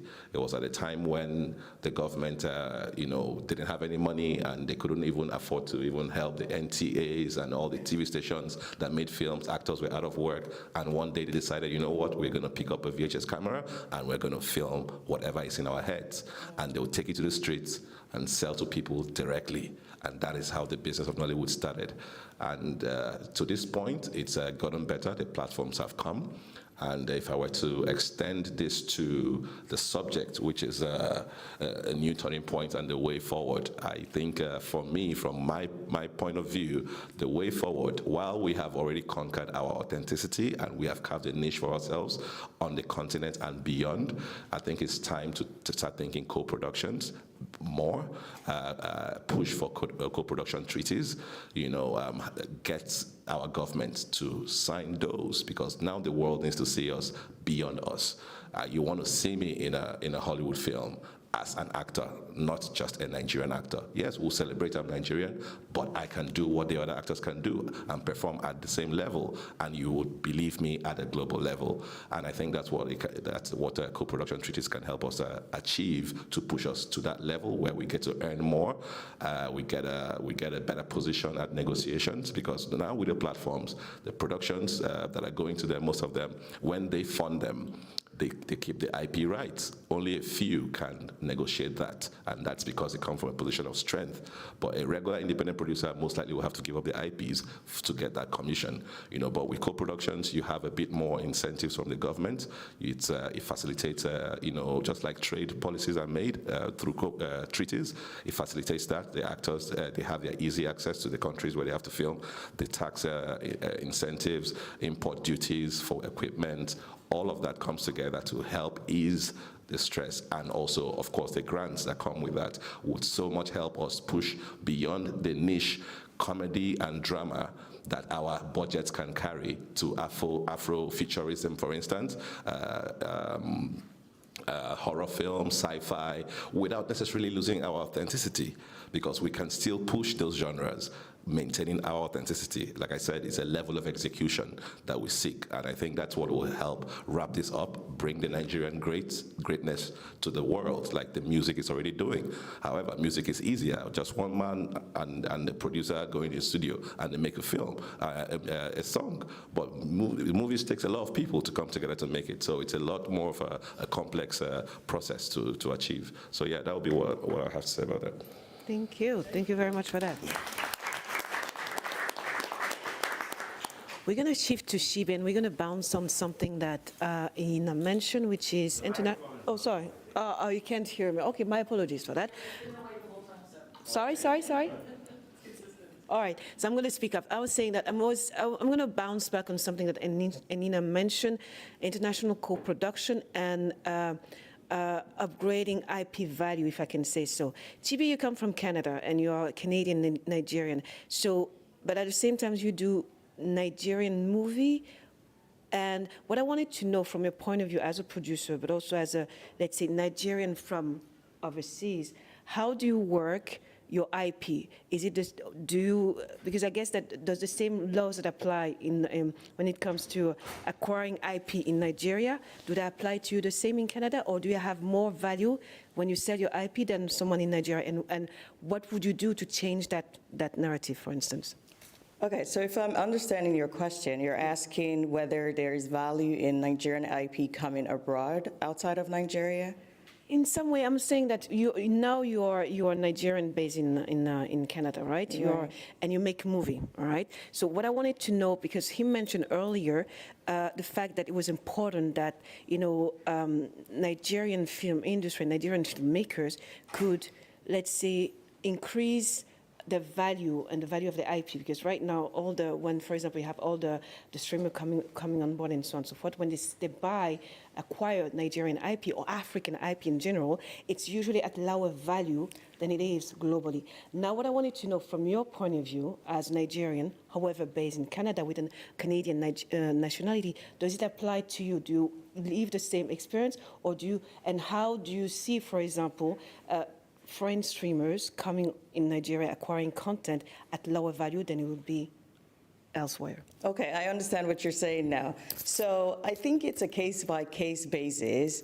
For us, it's not just because you're a Canadian. You're still, I identify as a Nigerian Canadian, but a Nigerian woman first, right? So if I'm making a film, and just like he was saying, you're looking at the quality of the film, you're looking at the production value. The streamers who have come to to look for African content as a result of a lot of the work that's been done the past decade with platforms like Afro and Co., they're not necessarily going to say, because it's a Nigerian content, we're going to pay you less necessarily first. But they would probably look at the production value, and they would look at the quality of the production. I know that there's a pain point for a lot of Nigerian producers, a lot of African producers, when it comes to, we're being lowballed on the quality of, on our casting, what we're getting from it. But you also have to look at the eyeballs. What's the value for a streamer's subscription on the African continent? Because the previous panel, we talked about capitalism, we talked about money, everything for these companies that originate mostly in the United States and have daughter companies, sister companies all across the world, they're looking at eyeballs and money, conversion to money. So for me, it's not that they would give me more money because I'm still a Nigerian and I've still put out Nigerian content. But the question is it of the quality that they're looking for? Is it going to compete on an international platform? Are they only selling it? So if you find a lot of these companies, they usually would have Middle East and African office, usually somewhere in Europe.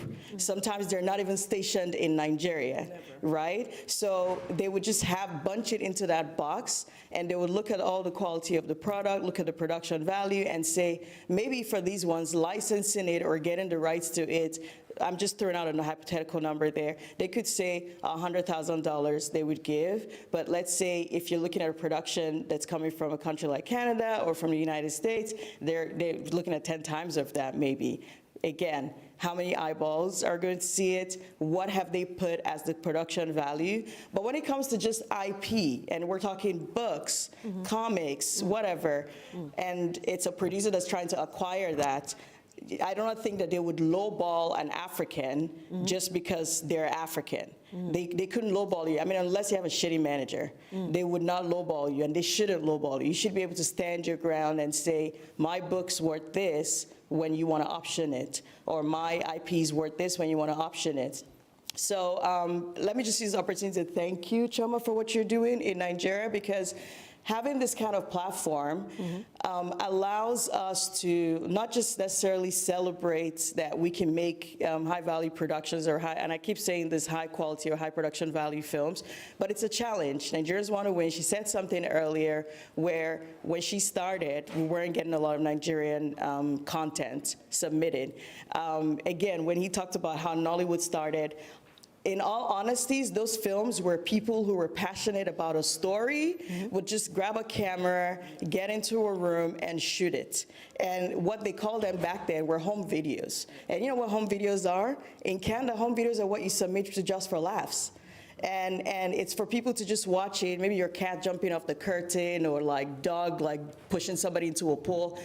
There's no value in it. It's just, so I hear some people say, oh, I watch Nollywood, it makes me laugh. What's so funny, right? It's basically, maybe they're laughing at, I guess they're just laughing at maybe, okay, it's a funny thing, but they're not seeing any value past that. And you mentioned you want to start working on other challenging and other cultural types of genres that other people can be palatable to other nations and other audiences. What do you mean by palatable? For example, I have a film, so my film actually won the best feature at Choma's, at Afro, Kofa, which I produced along with another team in Nigeria.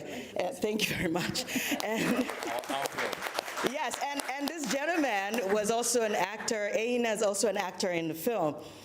What I've been trying to do since that win, you want to make sure it's not a fluke, right? So it's to test it in other festivals. So I've started submitting it to other festivals outside because it won for the best trailer, thanks to you again, in the World Trailer Awards, and that was for the African region, right? You have the Black Panthers winning the best trailer for like global region.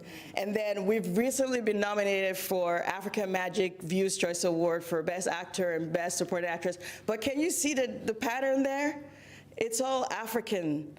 What's bad about that? It's not bad. It's not bad. But if you're serious about crossing into more eyeballs across the rest of the universe, you have to see that your content is palatable. For me, my goal, my vision is to be able to make a film that is a Nigerian story, and a guy who's sitting somewhere in South Korea will sit down and watch it because he wants to know. He wants to enjoy this content. He understands, he can relate because the quality is there, the storytelling is there, and that's one gap that we're still trying to bridge when it comes to our Nigerian movies, is in the storytelling, right? You want to tell the story in a way that, because the audience are not silly, that watch outside, and this is by no means saying that, it's just that we know our stories and we know our stuff. So however you present it to us, we kind of understand it, we can digest it. But can somebody in South Korea digest it? Can somebody in Malaysia Malaysia digest it,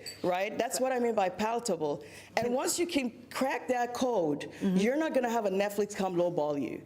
You're just not, because now that you can tell them, here are the figures that we're doing that we can do in Malaysia, here are the figures that we can do in China, here are the figures that we can do in other European countries that, you know, are not your traditional audience. Like I said earlier, they have an office, usually in Europe, that's from Middle East and Africa, so we're already in a box. Right? So if you can crack the code to get it out of there. And another plug, so I'm currently working on a TV series, and it's an African futuristic sci-fi drama, because I know we can do it. I know we can tell this kind of stories, and we can tell it in other genres that we're not used to seeing ourselves in.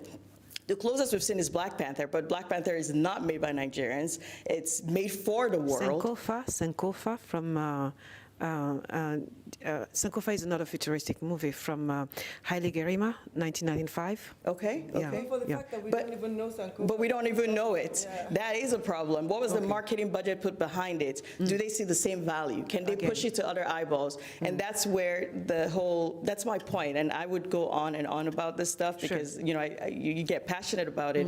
But IP value, if you're trying to cross over, again, Nollywood is Hollywood is an umbrella term, you know, for the best kind of export. Like you said, it's really execution. The best kind of export movies.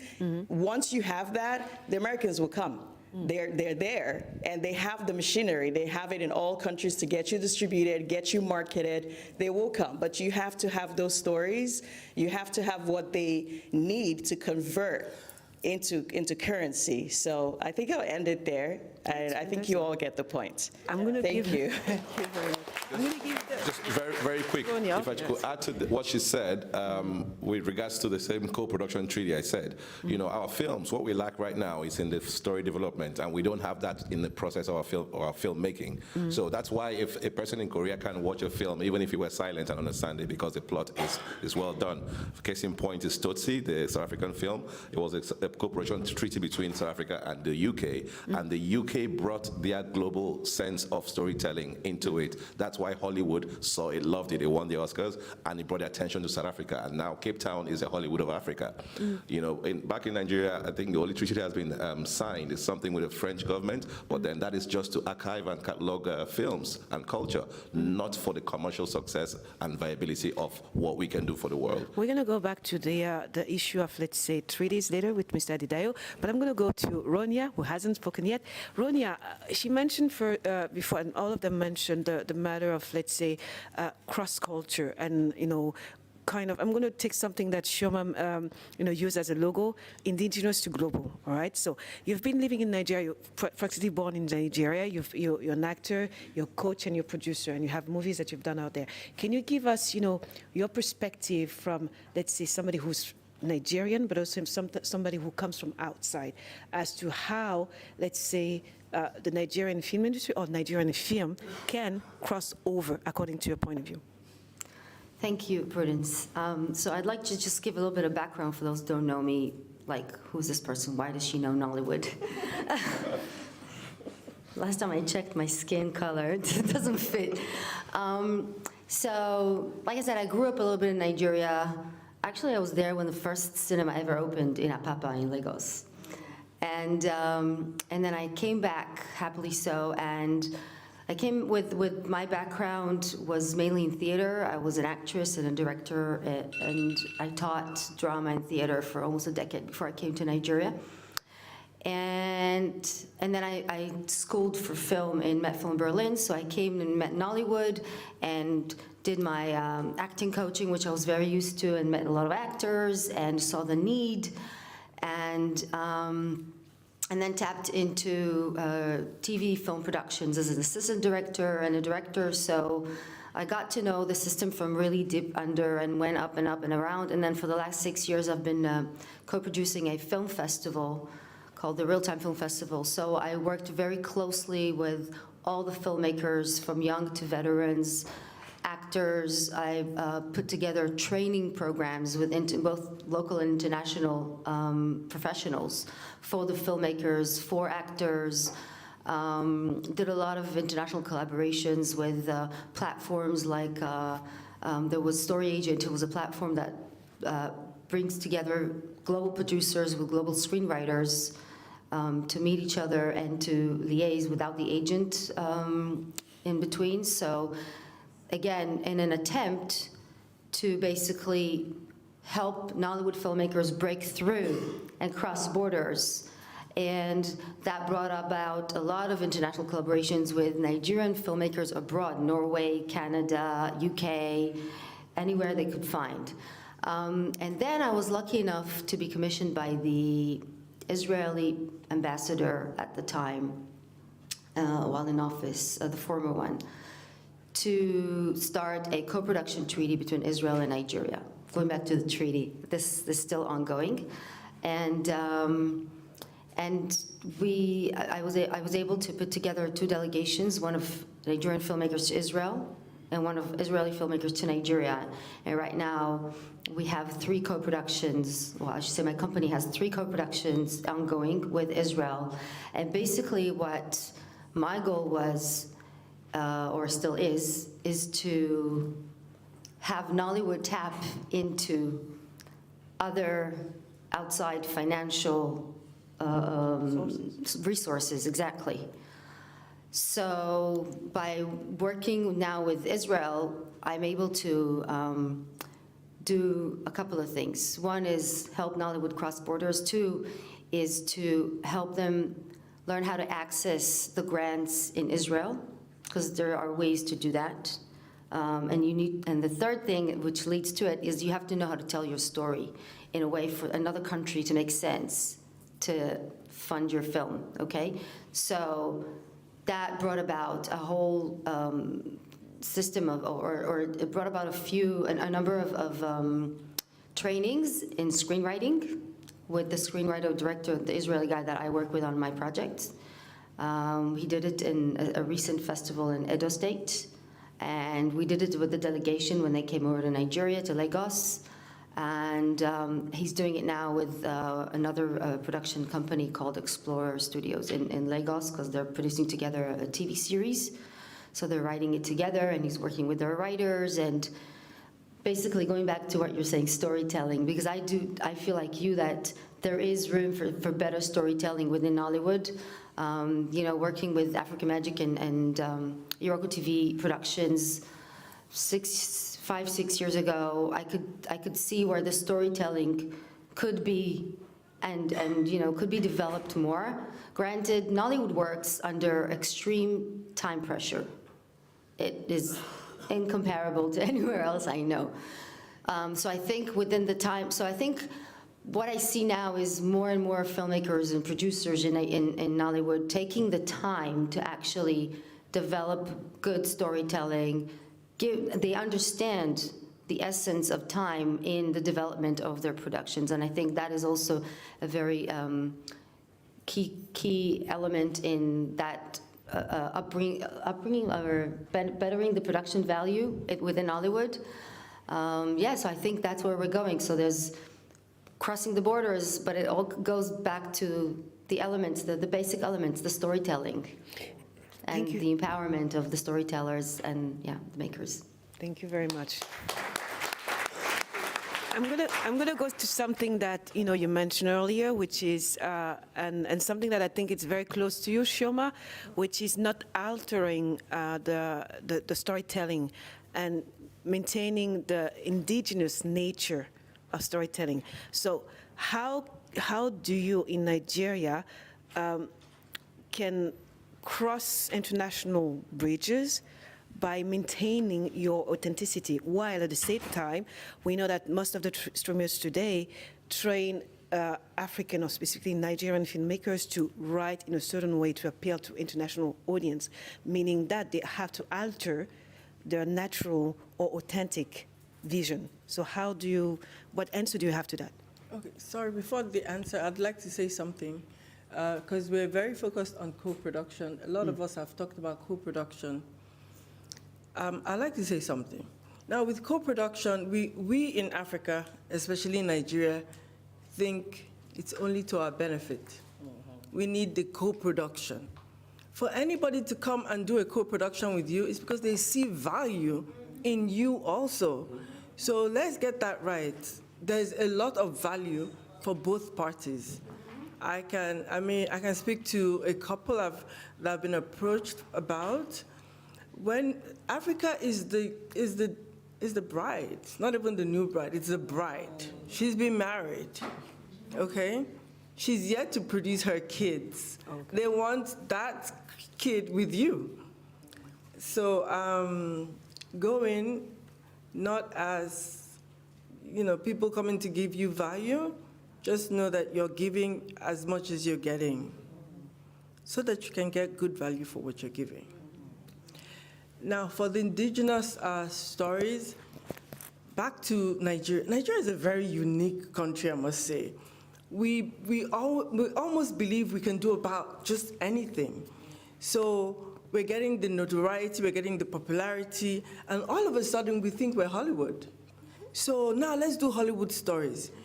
And for every producer I know that has done what they deem to be Hollywood stories, it's been a major disaster. When they're looking into this new bride, they want to see the authenticity of who you are. They want to see your stories. You cannot make stories like the Americans. It's never going to happen. So what is your story? What makes you different? What makes you unique? We must never lose sight of that, and I see it continuously. In the first 2 years of starting the festival, there's a huge transfer of knowledge attached to the festival. I had 2 trainers coming at different years for script writing. And so for each class, when it's over, I go to the students and ask them what their opinion was, and everybody hated it because the script writers were foreigners, and they were telling them how to do things totally different from who they were. So I changed that aspect to Nigerians that were really good and trained abroad, that understood their stories and how to keep it authentic to who they were. As we've grown, we also have to tell certain stories that can translate, that can travel. So this is about the time to switch up on what resource in terms of the trainers are. We now know to keep our story, hopefully we know, to keep our stories authentic. And in keeping authentic, we don't want to, so there's a stereotype in most of the foreigners' heads about who we are. We need to break that, as well as, identify who we are and stick to who we are. So I'm in the process of doing a reality show that is on fashion. I wanted my showrunner to be a non-Nigerian because we don't know how to do reality shows well. My showrunner is very well known, and she's so busy, she brought in an assistant.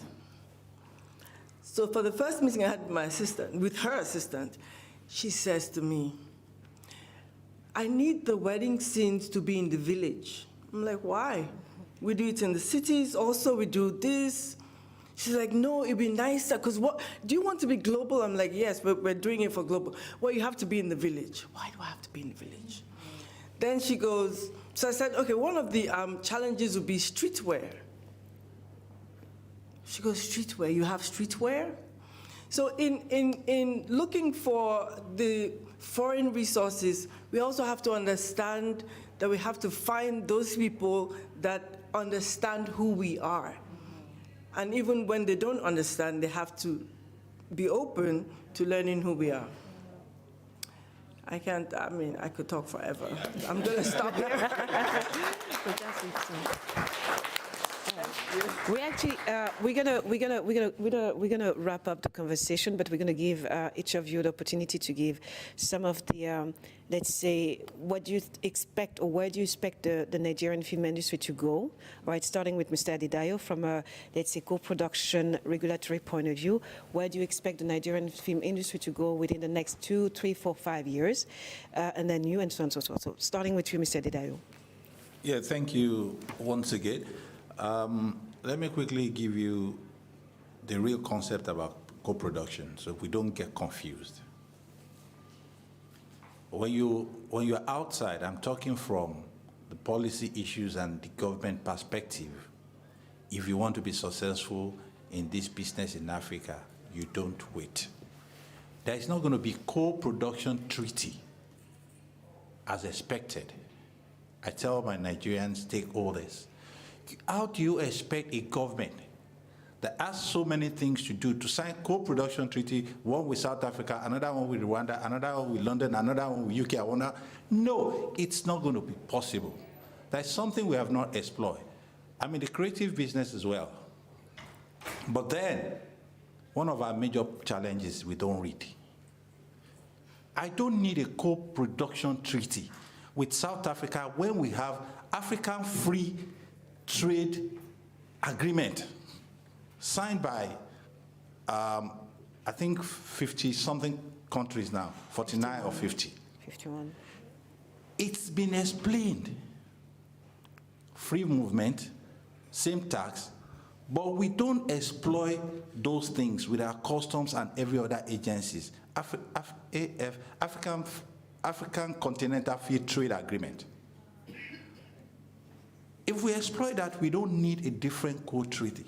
You don't need to wait. Government is not going to sign code treaty. I've been battling to change the law to suit some certain situations in the present day since 4 years ago.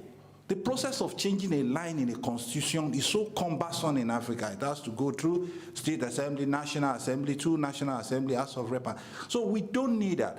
And the successes that has come has not been up to 1% of co-productions. Government don't have any business with business. The creativity is what? The only thing they have is creating an enabling environment. So I can work in Ghana and things like that. So the conditions we even have in Africa is enough. So if we go deep into co-production and things like that, waiting for it, you're not going to be successful. The issue is, you're ready to work with Nigeria. We have strong, dynamic, energetic, even with the little resources, they'll definitely work with you.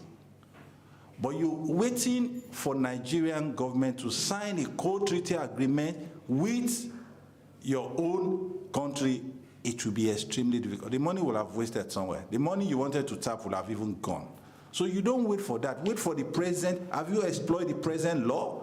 No, you've not. So exploit the present continental agreement, then you'll be able to move forward. Then where are we expecting in the next couple of years Nigeria film industry to be? Of course, we're not even expecting we're going to be where we are today, and it's explosive. Well, I was discussing with somebody this morning, we've not exploited 25 to 30% of the opportunities in Nigeria. And the growing youths are massively too much. Within the shortest period that we're talking about, with an Android phone, they'll make a film. So it's explosive, and it's best now to come in so that you become part of those who are going to benefit in future, because the Nigeria industry we're taking over, we're totally taking over. There is not going to be anything called Nollywood any longer. When we start having all these industries and things like that, my statistics could be doubtable, but as of what we have today, people are moving away from Los Angeles to Atlanta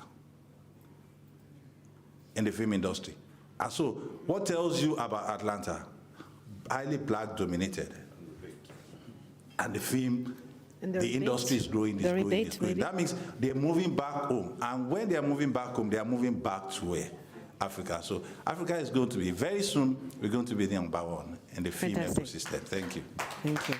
So, Chioma, your closing words? I just want to say that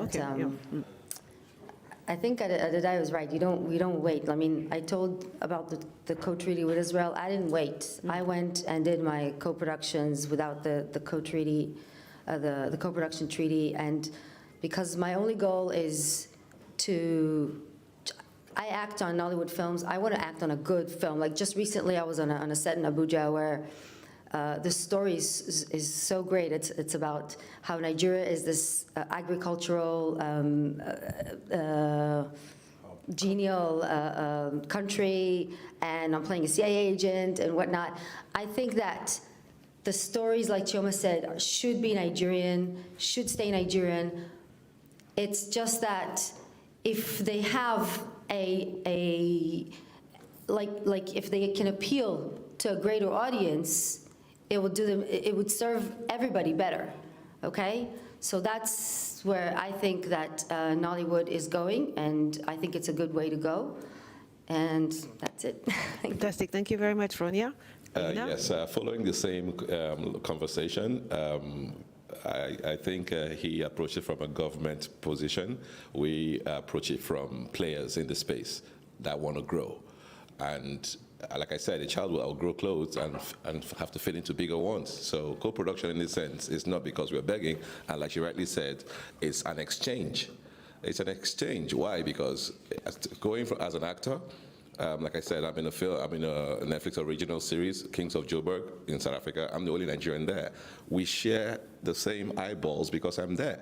Nigerians watch and see a Nigerian, and they share around everywhere and say, oh, look, our guy is there. And the same way South Africans do for their people. But while I am in the production, my fans from Nigeria are seeing my South African counterparts, and they are beginning to get familiar with their content. So we are becoming one. And the united front for filmmaking in Africa is stronger than the united front as Nigeria to the world, especially now we're talking SVOD. So the more we spread our tentacles, the more we do co-productions, the more eyeballs we garner to bring back home without losing our authentic selves. And also we exchange value, we exchange understanding of filmmaking across cultures, and still apply it to our authenticity. Level of production, process. Those things are the things that co-productions bring. Level of excellence. There are people that hire a whole crew from a foreign land because of their level of excellence that we may not match, because we cannot afford to pay for it. So as an actor, I want to see that. I want to work internationally and earn in hard currency. I want to earn more than I earn back home. If I say, okay, I want to champion Nigerian film industry, one day I could get ill and I will not be able to afford my hospital bill. But until we get there, we need to expand and earn and bring in Forex into the country. And it's happening now through the platforms, and it can be better with co-productions. Thank you very much. Thank you. Yes, GB. He's gone. For me, I see that part of bridging the gap and breaking some of this mold is for our films to have the capacity and the ability to influence pop culture, just like the music has done. Mm-hmm. If you cannot influence pop culture, you're not going to become this big, well-known industry that is known for hard currency, and that is the formula that the Americans have, is that you see some cultures, they're in tune with themselves, they're original, they're authentic, but oh my God, I'm American, man, you know, I want to shoot a gun, I want to do this, I want to do that. They enjoy the films, they enjoy the pop culture, they enjoy the music. Afrobeats is exploding. It's easier because music is word of mouth, right? And that culture is starting to influence pop culture.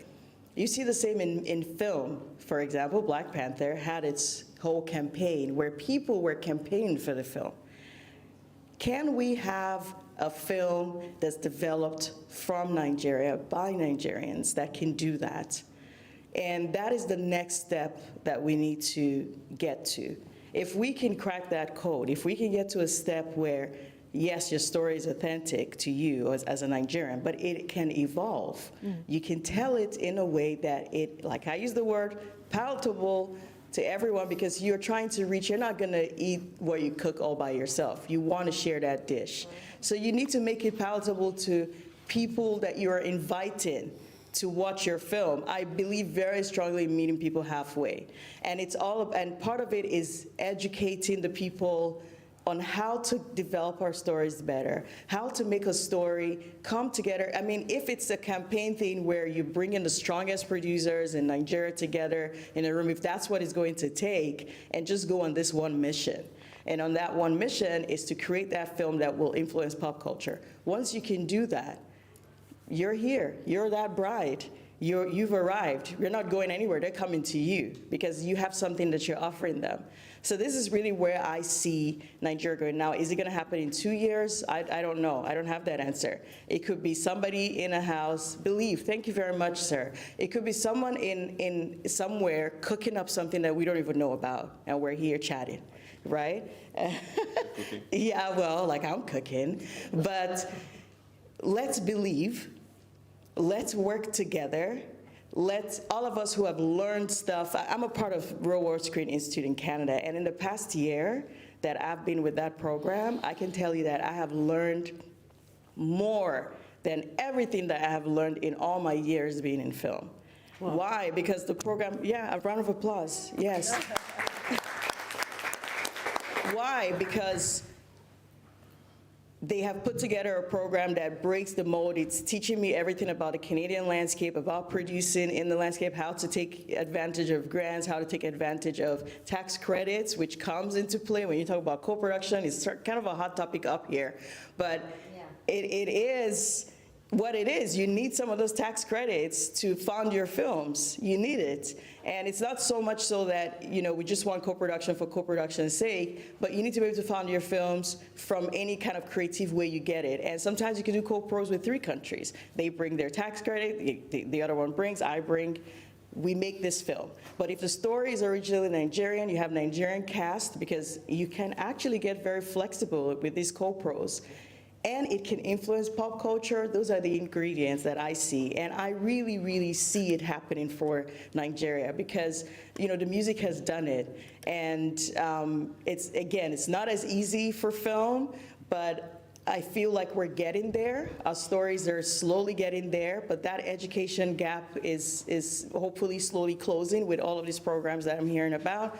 And with people like myself, who's learning certain things from outside of the space that can bring those things in, hopefully, with belief, with tenacity, we can do a film, multiple films that will influence pop culture globally, and we would be no longer the films that you watch to get a laugh. It will be more of the films that you watch that, oh my God, I really want to understand this thing about Africa, I'm enjoying it, it's so bomb, you know, and yeah, that's the goal, and that's my hope and vision for Nollywood. So yeah, thank you.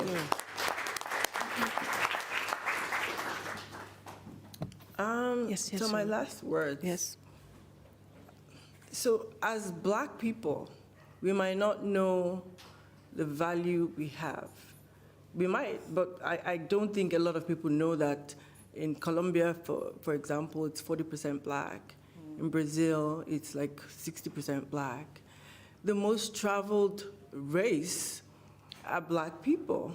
So when they come to you, especially Netflix, you say, oh, your movie, because of the production quality, blah, blah, blah, it's not gonna, everybody, the number of people watching it are huge.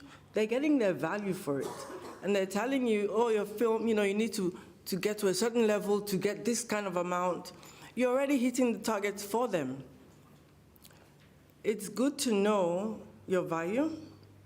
It's good to know that with your films, they're tapping into the diasporan market. It's also good to increase your production value. But for me, the most important thing is knowing that you are wanted in so many parts of the world. Don't stand back and say, okay, I'm looking for X amount of money so my film can travel. It's already traveled. What you want to do now is make it global. There's something we're not really touching on, and that's called dialoguing. So we dialogue in a different kind of way. The rest of the world, you know, there's a uniform way of dialoguing, and I feel like when we tap into that, then we can get the rest of the world. But our stories are there. We have countless number of people that want to watch what we're doing. Though the different streamers know that, they've done their research. We should attract more value for what we have. Fantastic. So thank you very much for being here today. Thank you very much for your feedback, and thank you very much for answering that question. Actually, the next session that we're going for is actually about a Nigerian movie, but made abroad, which is Rise, all right? And the team is here, and I bring you on the road. And I thank you very much, guys. Thank you.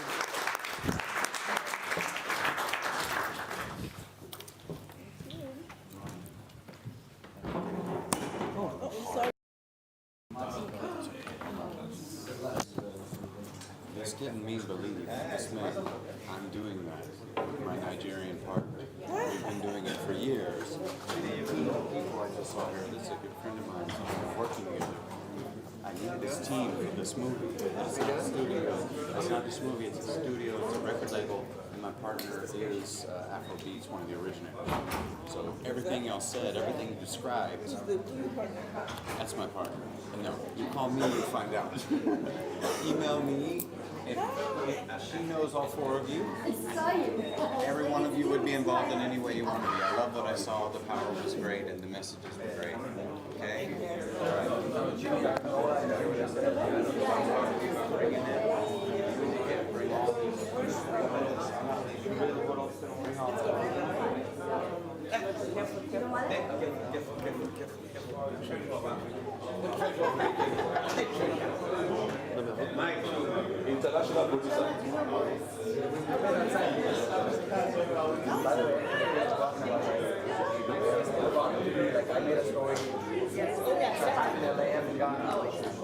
Takes place in Nigeria.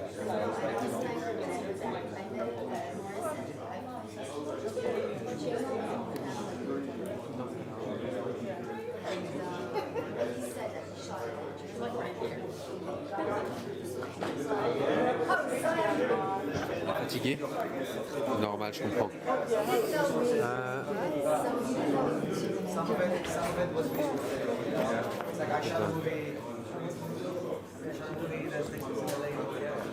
Oui.